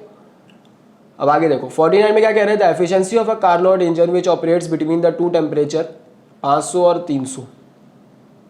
Efficiency of a Carnot heat engine जो है वो आपके पास क्या है, ये देखो भाई एफिशिएंसी का फॉर्मूला क्या होता है बेटा आपके पास 1 - TL/TH मल्टीप्लाई बाय 100, ठीक है। तो देखो ये क्या बनेगा आपके पास 1 - आपके पास जो दो टेम्परेचर है वो क्या क्या है बेटा 300 और 500। TL का मतलब बेटा लो टेम्परेचर और TH का मतलब हाई टेम्परेचर, ठीक है भाई। ये बन गया आपके पास बेटा फॉर्मूला। तो अब बस सिंपल कैलकुलेशन हो जाएगी आपके पास, ठीक है। तो ये आपके पास क्या बनेगा 200/500 मल्टीप्लाई बाय 100, ठीक है। ये दोनों कैंसिल हो गए बेटा आपके पास।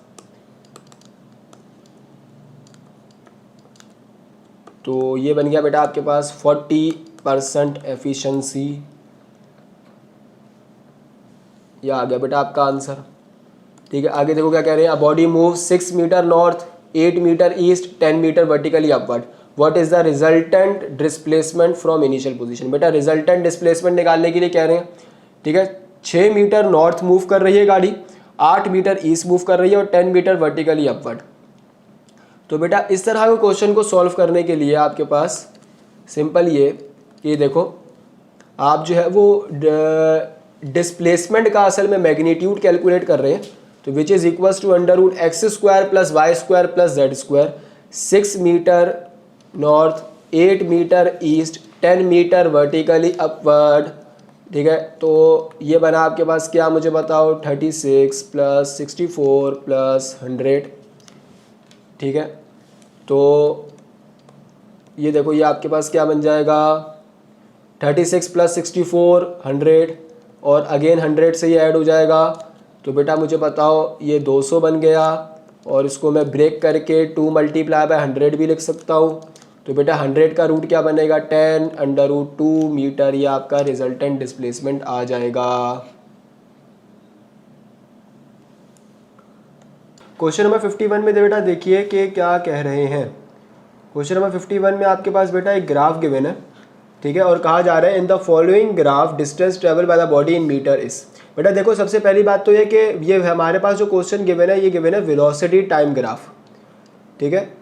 और बेटा अगर आप लोगों को याद हो है भाई कि अगर मैं इस पूरे ग्राफ का एरिया कैलकुलेट करता हूँ इस ग्राफ का, तो एरिया मुझे देगा इसका डिस्टेंस। अब जैसे बेटा आपके सामने ये एक राइट एंगल ट्राइंगल बन रहा है, ठीक है, ये एक राइट एंगल ट्राइंगल बन रहा है, और इस राइट एंगल ट्राइंगल के अंदर बच्चे मैं अगर इसका एरिया निकालूंगा तो कैसे निकालूंगा, half of base into altitude, half of base 1 और एल्टीट्यूड आपके पास है इसका 10, ठीक है। अच्छा प्लस अब बेटा ये है आपके पास क्या, स्क्वायर, और स्क्वायर का लेंथ इंटू ब्रेथ फॉर्मूला होता है एरिया का, ठीक है। तो 20 माइनस 10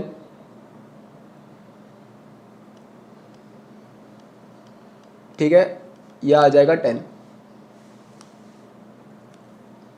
और again half of base into altitude, बेटा ये असल में 10 है ये, ठीक है। और again half of base into altitude, तो यह है 30 माइनस 20, ठीक है। तो अगेन 10 और 10, तो अब बेटा मुझे बताओ ये बन गया 10 into 10 100, 100 upon 2 is 50 plus 100 plus 50, तो आपका आंसर क्या आ जाएगा 200, डिस्टेंस का आंसर 200 मीटर, ठीक है। नेक्स्ट क्वेश्चन देखिए 53, a ball of mass 2 kg travelling at 8 metre per second strikes a ball of mass 4 kg, दोनों बॉल आपस में टकरा रही हैं बेटा, ठीक है। 4 kg travelling at 2 metre per second, both balls are moving along the same straight line as shown. अच्छा, अब बेटा सीन ये है कि बेटा इन दोनों बॉडी जब आपस में टकरा रही हैं तो वो सेम वेलोसिटी से टकराने के बाद ट्रैवल करने लग जाएंगी, ठीक है। तो ये असल में आपके पास एम्बेडेड सिस्टम कहलाता है, ठीक है। और एम्बेडेड सिस्टम आपके पास जो है वो सॉल्व किया जाता है, देखो कुछ इस तरीके से कि हमारा फॉर्मूला क्या होता है, m1u1 plus m2u2 is equals to m1v1 plus m2v2, सही है। अब बेटा अगर मैं आपसे कहता हूँ कि मेरे आफ्टर कॉलिजन मेरी जो बॉडीज़ हैं वो सेम वेलोसिटी से ट्रैवल कर रही हैं, ठीक है, तो ये m2v बन जाएगा, m1u1 plus m2u2 is equals to v times m1 plus m2। We have to find out the velocity after collision, ये देखो सेम वेलोसिटी से, what is the magnitude of velocity, v is equals to m1u1 plus m2u2, ये m1 plus m2 वाली term नीचे आके क्या हो जाएगी, डिवाइड। अब बेटा सिंपल वैल्यूज पुट कीजिए, m1 मास और उसकी u1 वेलोसिटी, m1 मास है 2 kg, वेलोसिटी है 8 मीटर पर सेकेंड, ठीक है, 2 kg 8 metre per second plus आपके पास m2u2 बेटा 4 kg 2 मीटर पर सेकेंड,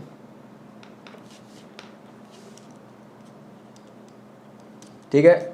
तो अब बेटा मुझे बताओ 8 2 ज़ा 16 प्लस 8 डिवाइडेड बाय 6, तो 24/6, और आपका आंसर क्या आया 4 मीटर पर सेकेंड, ठीक है। ये आ गई आपकी कॉमन वेलोसिटी आफ्टर कॉलिजन। अब देखो 54, if a force of 3i cap plus 2j cap plus 4k cap newton gives displacement of 10j metre, the work done is a product of dot product of force into displacement. बेटा force है 3i cap plus 2j cap plus 4k cap, और displacement मिल रहा है only 10j cap का, ठीक है। तो बेटा j वाली टर्म सिर्फ j वाली से मल्टीप्लाई होगी, डेट इज़ बाय आपका जो आंसर है वो 20 बन जाएगा, ठीक है बेटा। अब आगे देखो क्वेश्चन नंबर 55, अगेन आपको फोर्स डिस्प्लेसमेंट ग्राफ दिया हुआ है बेटा, और फोर्स डिस्प्लेसमेंट ग्राफ देके आपसे वर्क डन मांगा हुआ है। तो बेटा वही काम करेंगे जो कि ऊपर किया कि एरिया कैलकुलेट कर लीजिए बेटा। एरिया कैसे कैलकुलेट होगा, स्क्वायर शेप है तो लेंथ इनटू ब्रेथ, ठीक है। तो 3 times of 3 plus right angle triangle बना, half of base 6 minus 3 into altitude 3, 9 plus 9/2 यानी कि 9 प्लस 4.5 यानी कि 13 जूल आपका आंसर, 13.5 जूल आपका आंसर आ जाएगा।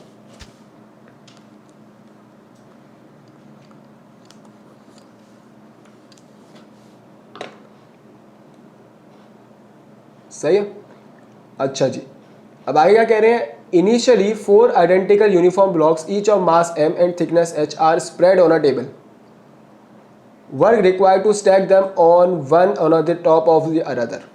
अब देखो 4 आइडेंटिकल स्टैक्स हैं, ठीक है, और उनको स्टैक, देखो 4 आइडेंटिकल जो ब्लॉक्स है ना उनको स्टैक किया जा रहा है एक के ऊपर एक रख के, ठीक है, एक ब्लॉक है उसके ऊपर दूसरा ब्लॉक रखा गया, उसी के ऊपर तीसरा, उसी के ऊपर चौथा, इसे कहते हैं स्टैकिंग करना, ठीक है। और स्टैकिंग के लिए आपके पास जो वर्क डन का फॉर्मूला यूज़ होता है बेटा वो होता है n into n minus 1/2 times of mgh का, ठीक है। देखो ये स्टैकिंग का फॉर्मूला है बेटा, कितनी n है, नंबर ऑफ ब्लॉक्स जो कि सवाल में है 4 इंटू एन माइनस 1 यानी कि 3/2 टाइम्स ऑफ mgh, ये बना 4 3 12, 12/2 इज 6 mgh, आपका आंसर आ जाएगा। Total work done in a figure, बेटा ये आपके पास एक फिगर है और मुझे बताओ क्या ये तुम्हारे पास एक क्लोज लूप बन रहा है, क्या ये तुम्हारे पास एक क्लोज लूप बन रहा है? बेटा बिल्कुल क्लोज लूप बन रहा है। और क्लोज लूप का मतलब क्या होता है कि आपके पास डिस्प्लेसमेंट जीरो है और वर्क डन कैलकुलेट करने के लिए कह रहे हैं बेटा work done is force into displacement.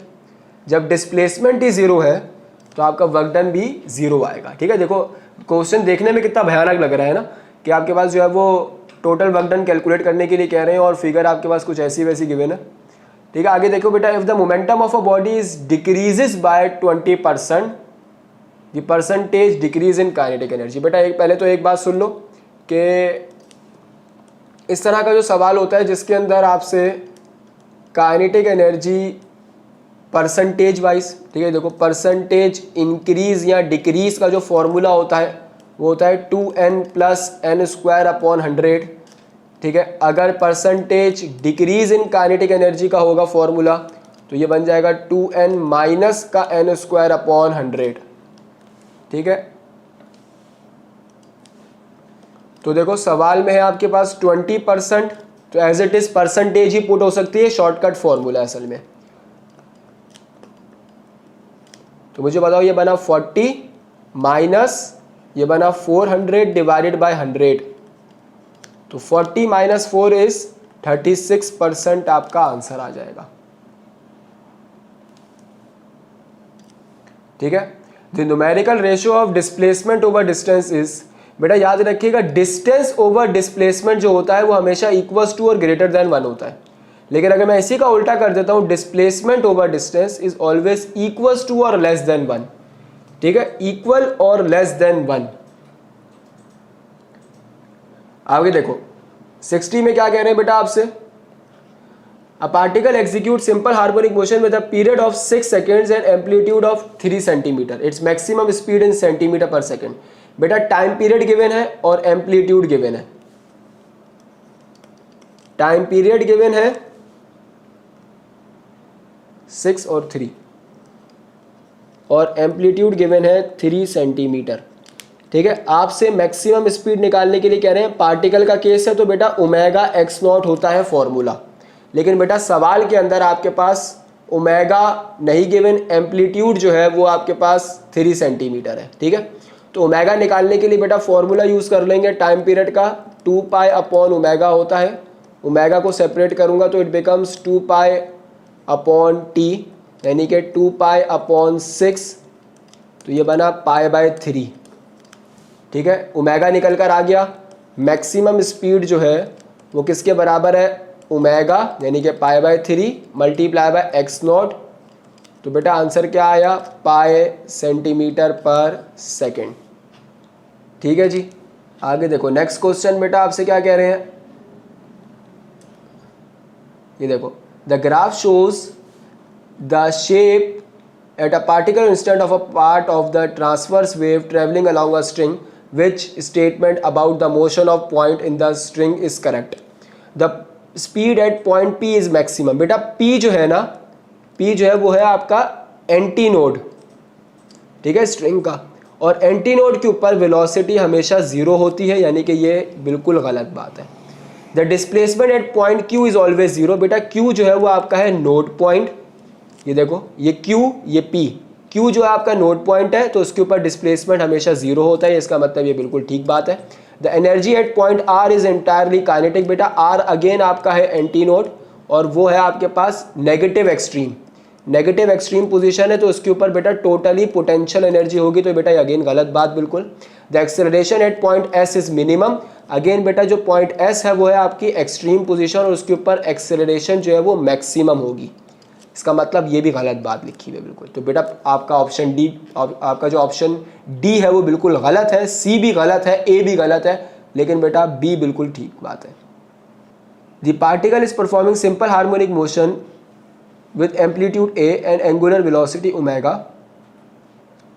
the ratio of maximum velocity to the maximum acceleration। अच्छा बेटा अभी देख लेते हैं मैक्सिमम वेलोसिटी और मैक्सिमम एक्सेलरेशन। मैक्सिमम वेलोसिटी बेटा ओमेगा एक्स नॉट के बराबर, यानी कि एक्स नॉट एम्पलीट्यूड होता है उसको ए से डिनोट करने के लिए कहा हुआ है, divide by acceleration is minus omega square into x होता है बेटा, यानी कि ओमेगा स्क्वायर इंटू ए बन जाएगा, ये दोनों कैंसिल आउट हुए, ये भी कैंसिल आउट हुआ, आंसर क्या आया omega. The force 2i cap plus j has move a point of application from 2,3 to 6,5, the work done is, बेटा work done is force into displacement, ठीक है। फोर्स है आपके पास 2i cap plus j cap और displacement है आपका बेटा देखो एक पॉइंट है आपका 6,5 और एक पॉइंट है आपका 2,3। 6,5 है बेटा फाइनल पॉइंट, ये है आपका इनिशियल पॉइंट, ठीक है। फाइनल माइनस इनिशियल करूंगा 6,2, यानी कि 6 में से 2 को माइनस किया तो 4 का आई कैप बनेगा, प्लस 5 में से 3 को निकाला तो 2 का जे कैप बनेगा। आपने मल्टीप्लाई कराया आई वाली टर्म आई से, 2 4 ज़ा 8 प्लस 1 2 ज़ा 2, तो बेटा ये आपका 10 जूल आपका आंसर आ गया। The ratio of displacement along diameter and total distance along circle. देखो बेटा मेरी बात सुनो, जो आपकी डायग्राम होती है वो कुछ इस तरीके से होती है, देखो सर्कल की, जिसके अंदर बेटा अगर मैं आपसे बोलूं कि डायमीटर क्या है तो आप बोलोगे सर ये रहा डायमीटर, ठीक है, ये डायमीटर है आपका। अब बेटा डायमीटर यहाँ से लेके यहाँ तक का है, ठीक है, तो इस डायमीटर के अंदर बच्चे आपका टोटल जो होता है वो आपके पास होता है बेटा क्या 2 पाई के बराबर, जो टोटल डिस्टेंस होता है वो 2 पाई के बराबर। Total distance along circle is 2 पाई, यहाँ से लेके यहाँ तक पूरा 2 पाई।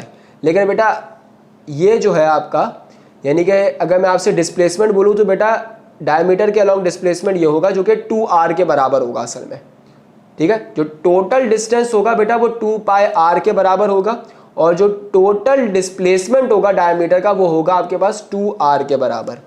तो बेटा हमसे पूछा हुआ है डिस्प्लेसमेंट अलॉन्ग डायमीटर, ये देखो डिस्प्लेसमेंट ओवर डिस्टेंस का रेशो, तो displacement along diameter is r plus r is 2r और टोटल डिस्टेंस इज सरकमफेरेंस के बराबर यानी कि 2 पाई r। तो ये 2r से ये 2r कैंसिल, तो ऊपर बचा 1 नीचे बचा पाई, तो 1:2 pi. The momentum and kinetic energy of a ball is numerically equal. Momentum and kinetic energy, अच्छा जी, momentum and kinetic energy of a ball are numerically equal, तो ये mv के बराबर और ये हाफ ऑफ mv स्क्वायर के बराबर। m से ये m कैंसिल, v से ये v स्क्वायर कैंसिल, 2 यहाँ डिवाइड हो रहा ऊपर आके मल्टीप्लाई, तो वेलोसिटी कितनी आ गई आपके पास 2 मीटर पर सेकेंड। अच्छा, the projectile is fire horizontally with an initial speed, horizontally fire हो रहा है तो इनिशियल स्पीड किसके बराबर, वही v0x के बराबर। It's horizontal speed 3 seconds later. बेटा याद रखिएगा horizontal motion in a projectile is always a uniform motion, और अगर ये यूनिफॉर्म मोशन है तो इसका मतलब v0x 3 सेकेंड्स लेटर बाद जो vx होगा उसी के बराबर होगा, यानी कि 20 मीटर पर सेकेंड के बराबर। अच्छा बेटा क्वेश्चन नंबर 66 तक हम लोगों ने लास्ट MCQs देखे। अब नाउ क्वेश्चन 67 आपसे क्या कह रहे हैं कि p square upon m has same dimension as of, बेटा p यहाँ पे आपके पास मोमेंटम है यानी कि ml अपॉन टी का whole square divided by mass, और मास की जो डायमेंशन है वो आपके पास क्या होगी कैपिटल M, तो ये बनेगा आपके पास क्या है m square l square upon T square divided bye m। ये आपके पास मजीद कैंसिलेशन हुई तो पी स्क्वायर अपॉन एम की जो डायमेंशन है वो असल में क्या भाई है M L square upon T square, जो कि सेम डायमेंशन है आपके पास एनर्जी की। ठीक है, 68 में देखो क्या कह रहे हैं आपके पास कि M L square upon T cube, यह आपके पास डायमेंशन किसकी है।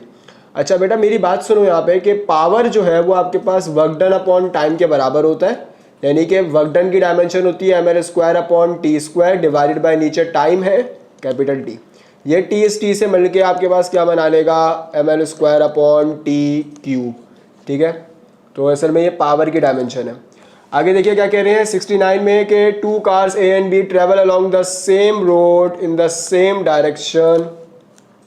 अच्छा जी, तो ओवरटेक करने का मतलब है कि बेटा जितना डिस्टेंस ए ट्रैवल करेगा उतना ही डिस्टेंस आपके पास बी भी ट्रैवल कर रहा होगा। और हमें ये पता है कि S is equals to v t आपके पास एक फॉर्मूला होता है। तो ए की जो स्पीड है वो आपके पास कितनी है 50 टाइम्स ए का जो टाइम होगा वो x, और b जो है वो 60 किलोमीटर पर आवर, और b जो है वो स्टार्ट 1 आवर लेटर है यानी कि 1 घंटा पीछे है, तो x माइनस 1 लिखूंगा। तो ये बना आपके पास 50x is equals to 60x minus 60। ठीक है, ये माइनस 60 इस साइड पर आया तो ये बन जाएगा 10x, और x की जो वैल्यू है वो आपके पास 6 आवर्स के बराबर। लेकिन अगर आप b की रिस्पेक्ट से बात करोगे तो x माइनस 1 यानी कि 5 आवर्स के बराबर। अच्छा, अब आपके पास बेटा ऊपर मैंने आपको एक फॉर्मूला बताया था 4h is equals to are tangent theta, जो कि रेंज और हाइट को इक्वेट करता है। तो बेटा 4h is equals to range किसके बराबर है हाइट के, तो ये टेंजेंट थीटा, तो थीटा जो है वो किसके बराबर हुआ बेटा टेंजेंट इनवर्स 4 के। ऑप्शन सी आपका करेक्ट है। आगे देखिए momentum P is equals to m v, तो यूनिट क्या बना केजी मीटर पर सेकेंड। ठीक है, 72 देखिए आपसे क्या कह रहे हैं, आपसे बेटा वर्क डन निकालने के लिए कह रहे हैं एक ऐसे ऑब्जेक्ट के लिए जो कि इनिशियली रेस्ट पर है। ठीक है, इसका मास 5 kg है और उसके ऊपर फोर्स आप लोग लगा रहे हैं 2 न्यूटन की। तो वर्क डन जो है वो फोर्स इंटू डिस्प्लेसमेंट के बराबर। ठीक है, तो बेटा आप लोगों को पहले क्या मालूम करना पड़ेगा डिस्प्लेसमेंट, वर्क डन के लिए पहले आपको डिस्प्लेसमेंट निकालना है। तो बेटा सबसे पहले मुझे ये बताओ कि फोर्स जो है वो किसके बराबर होती है माँ के, एक्सेलरेशन जो है वो F अपॉन एम के यानी कि 2/5, जो कि आपके पास डाटा गिवन है 2 न्यूटन की फोर्स लग रही है और मास आपके पास 5 kg है। तो S is equals to v i t plus half of a t square आपके पास जो डिस्प्लेसमेंट की इक्वेशन होती है, इनिशियली रेस्ट पर है तो ये टर्म आपके पास 0, तो ये बना आपके पास half of acceleration is 2/5 times of 10 का स्क्वायर। तो बेटा ये आपके पास देखो क्या बना 1/5 टाइम्स 100, तो ये आपके पास 20 मीटर के बराबर। ठीक है, डिस्प्लेसमेंट 20 मीटर आया। अब आपको वर्क डन निकालना है बेटा, तो मुझे बताओ वर्क डन जो है वो फोर्स इंटू डिस्प्लेसमेंट है, तो 2 मल्टीप्लाई बाय 20 आपके पास क्या आंसर देगा 40 जूल। 1 डिग्री बेटा आपके पास 0.0174 रेडियन के बराबर होता है। Rate of change of angular momentum, बेटा आपके पास rate of change of linear momentum force के बराबर होता है आपके पास। ठीक है, rate of change of linear momentum आपके पास फोर्स के बराबर होता है, और rate of change of angular momentum आपके पास टॉर्क के बराबर होता है। अच्छा जी बेटा, restoring force in a simple pendulum आपके पास -mg साइन थीटा के बराबर होता है। माइनस साइन चूंकि हम लोग डायरेक्शन के रिस्पेक्ट से ही बात कर रहे होते हैं हुक्स लॉ के लिए, तो डेट इज वाई हम लोग लेके नहीं चल रहे होते। अच्छा, साउंड कैन नॉट बी, बेटा एक बात याद रखिएगा कि जो लॉन्गिट्यूडनल वेव होती है ना, वो कभी भी बेटा पोलराइजेशन का अमल नहीं करती है, वो कभी भी पोलराइजेशन का अमल नहीं करती है, तो इसलिए वजह से sound can not be polarised. अच्छा आगे देखो बेटा, मैंने आप लोगों को ऊपर मैग्निफिकेशन ऑफ टेलीस्कोप का फॉर्मूला बताया था F0 अपॉन FE। तो बेटा अगर मैं आईपीस की मैग्निफिकेशन निकालना चाहता हूँ तो इट बिकम्स F0 अपॉन 4, क्योंकि मैग्निफिकेशन आपके पास 4 गिवन थी, तो 40 अपॉन 4 आपके पास क्या आंसर आ जाएगा 10 सेंटीमीटर। अच्छा जी 78 देखें आपके पास क्या कह रहे हैं कि मैग्निफिकेशन, जो लीनियर मैग्निफिकेशन होती है बेटा वो image distance upon object distance के भी बराबर होती है और साथ ही साथ height of image divided by height of object के भी बराबर होती है। तो असल में ये आपके पास सही है कि size of image to the size of object, असल में 1 ओनली इसका आंसर होगा। 79 देखिए, के डॉट आई क्रॉस जे आपके पास किसके बराबर है वो आपसे कह रहे हैं। तो बेटा एक चीज़ होती है कि हम बच्चों को जो है वो ड्यूरिंग द लेक्चर ये बात सिखा रहे होते हैं कि भाई अगर लेट सपोज ये आपके पास आई कैप है, ये आपके पास जे कैप है और ये आपके पास के कैप है, ठीक है, तो आपने हमेशा एंटी क्लॉकवाइज चलना है। तो आई क्रॉस जे बचा क्या आपके पास के, ठीक है, तो के डॉट के आपके पास किसके बराबर हो जाएगा 1 के, क्योंकि बेटा ऊपर मैंने आपको प्रॉपर्टी भी बताई थी कि आई डॉट आई हो, जे डॉट जे हो या फिर आपके पास के डॉट के हो, ये सब का सब आपके पास 1 के बराबर होता है।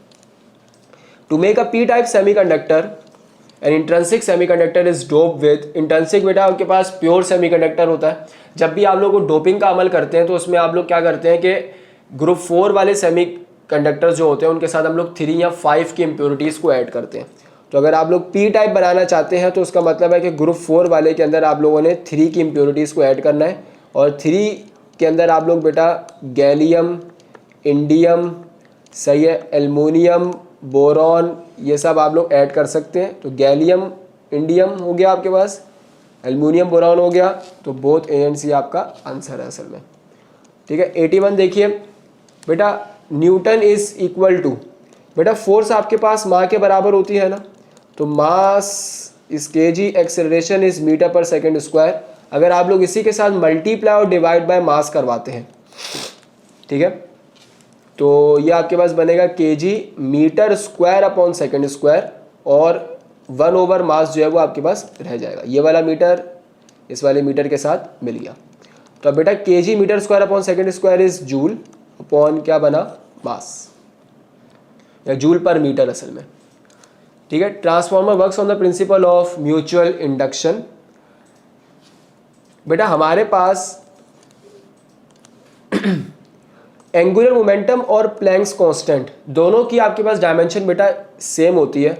एंगुलर मोमेंटम आपके पास mvr के बराबर होता है और प्लैंक्स कांस्टेंट जो है वो एनर्जी अपॉन फ्रीक्वेंसी के बराबर, E = h न्यू, ठीक है। तो इसकी जो डायमेंशन होगी बेटा वो आपके पास मास वेलोसिटी इनटू रेडियस, तो कैपिटल M L/T और L, और एनर्जी जो है वो mL//T² divide by frequency is 1 over time period. ऊपर जाके मल्टीप्लाई और ये बनाएगा mL//T, ये भी बन जाएगा mL//, ये जो है आपके पास बेटा यहाँ पे कैंसिल होगा असल में, ठीक है। तो ये mL//T के बराबर आ जाएगा। तो दोनों की डायमेंशन सेम होती है। Wave nature of light is demonstrated by बेटा इंटरफेरेंस और डायफ्रैक्शन, दोनों ही आपके पास असल में वेव नेचर ऑफ लाइट को प्रूव करते हैं। तो बोथ ए एंड सी आपका असल में करेक्ट ऑप्शन है। स्पीड ऑफ साउंड का टेम्परेचर के साथ बेटा डायरेक्ट विद रूट आपके पास होता है रिलेशन। तो अगर आप लोग टेम्परेचर को 4 गुना बढ़ाओगे तो स्पीड ऑफ साउंड 2 गुना बढ़ जाएगी। अच्छा जी, 86 देखो क्या कह रहे हैं, फोर्स और डिस्प्लेसमेंट का अगर ग्राफ बनता है, फोर्स और डिस्प्लेसमेंट का ग्राफ बनता है, डिस्प्लेसमेंट x से डिनोट करें या इससे बात तो एक ही है, तो स्लोप जो है वो आपके पास y/x यानी कि f/x, और आपको याद होगा k बराबर होता है f/x के जब आप लोग F = kx करते हैं, तो न्यूटन पर मीटर यानी कि स्प्रिंग कांस्टेंट।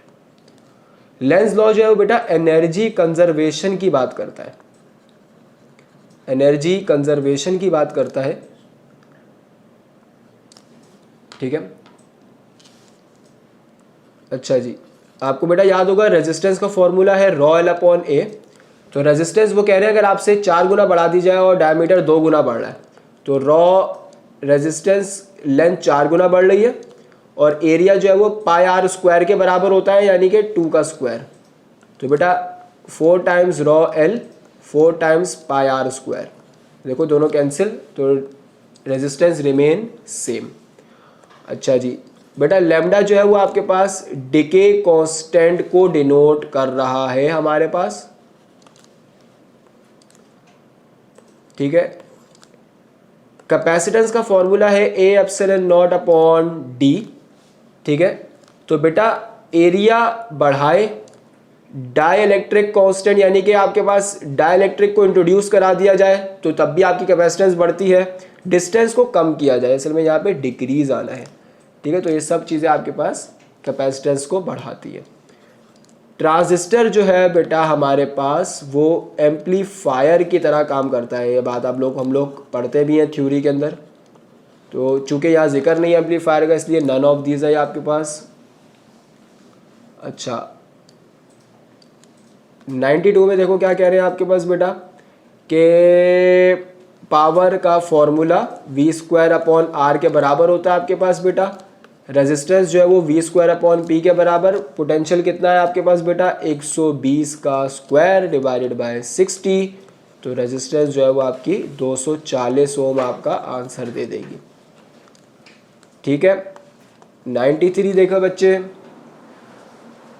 बेटा हमारे पास पोटेंशियल एनर्जी का फॉर्मूला होता है इन अ स्प्रिंग कांस्टेंट, तो kx² अपॉन 2, ठीक है। इनिशियल पोटेंशियल एनर्जी हमारे u के बराबर है। अगर मैं रेशो के फॉर्म में लूँ तो पोटेंशियल एनर्जी फाइनल इज 2 और x1² अपॉन x2² बन जाएगा ये आपके पास, यानी कि 4 का square initial divided by final का स्क्वायर, ठीक है बेटा।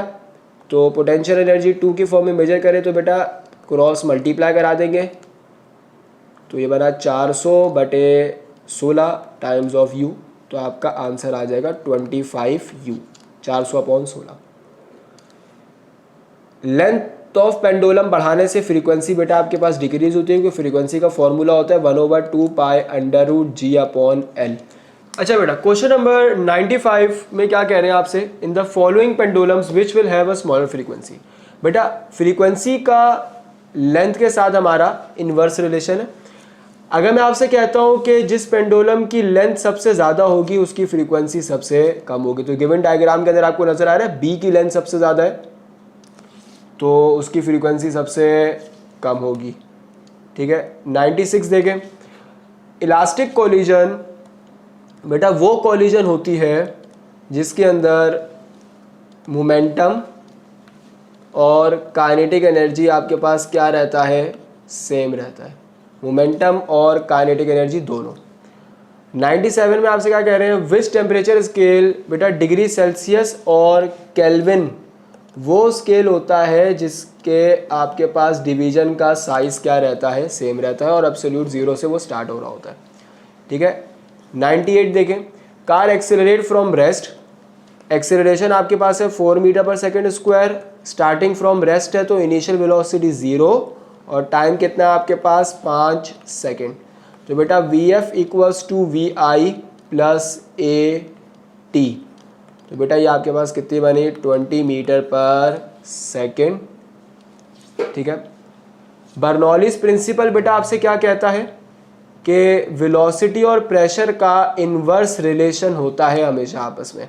जिस सेक्शन का प्रेशर ज़्यादा है उस सेक्शन के लिए वेलोसिटी आपके पास कम होगी, ठीक है। तो बेटा आपके पास स्पीड ऑफ फ्लूइड इंक्रीजेस तो उस सेंस का आपके पास प्रेशर डिक्रीज होगा। फोटो इलेक्ट्रिक इफेक्ट बेटा आपके पास पार्टिकल नेचर को प्रूव करता है, फोटो इलेक्ट्रिक इफेक्ट और कॉम्पटेंस इफेक्ट दोनों ही आपके पास पार्टिकल नेचर को प्रूव कर रहे होते हैं बेटा। तो बेटा ये वो 100 MCQs थे जो कि हम लोगों ने आप लोगों को करवाए, जो कि एक्सपेक्टेड थे कि राउंड 2 में आ सकते हैं और ये इसमें से मोस्टली MCQs वो हैं जो कि मैंने निकाले हैं जो कि राउंड 1 में आ चुके हैं, ठीक है बेटा। तो best of luck for your round 2।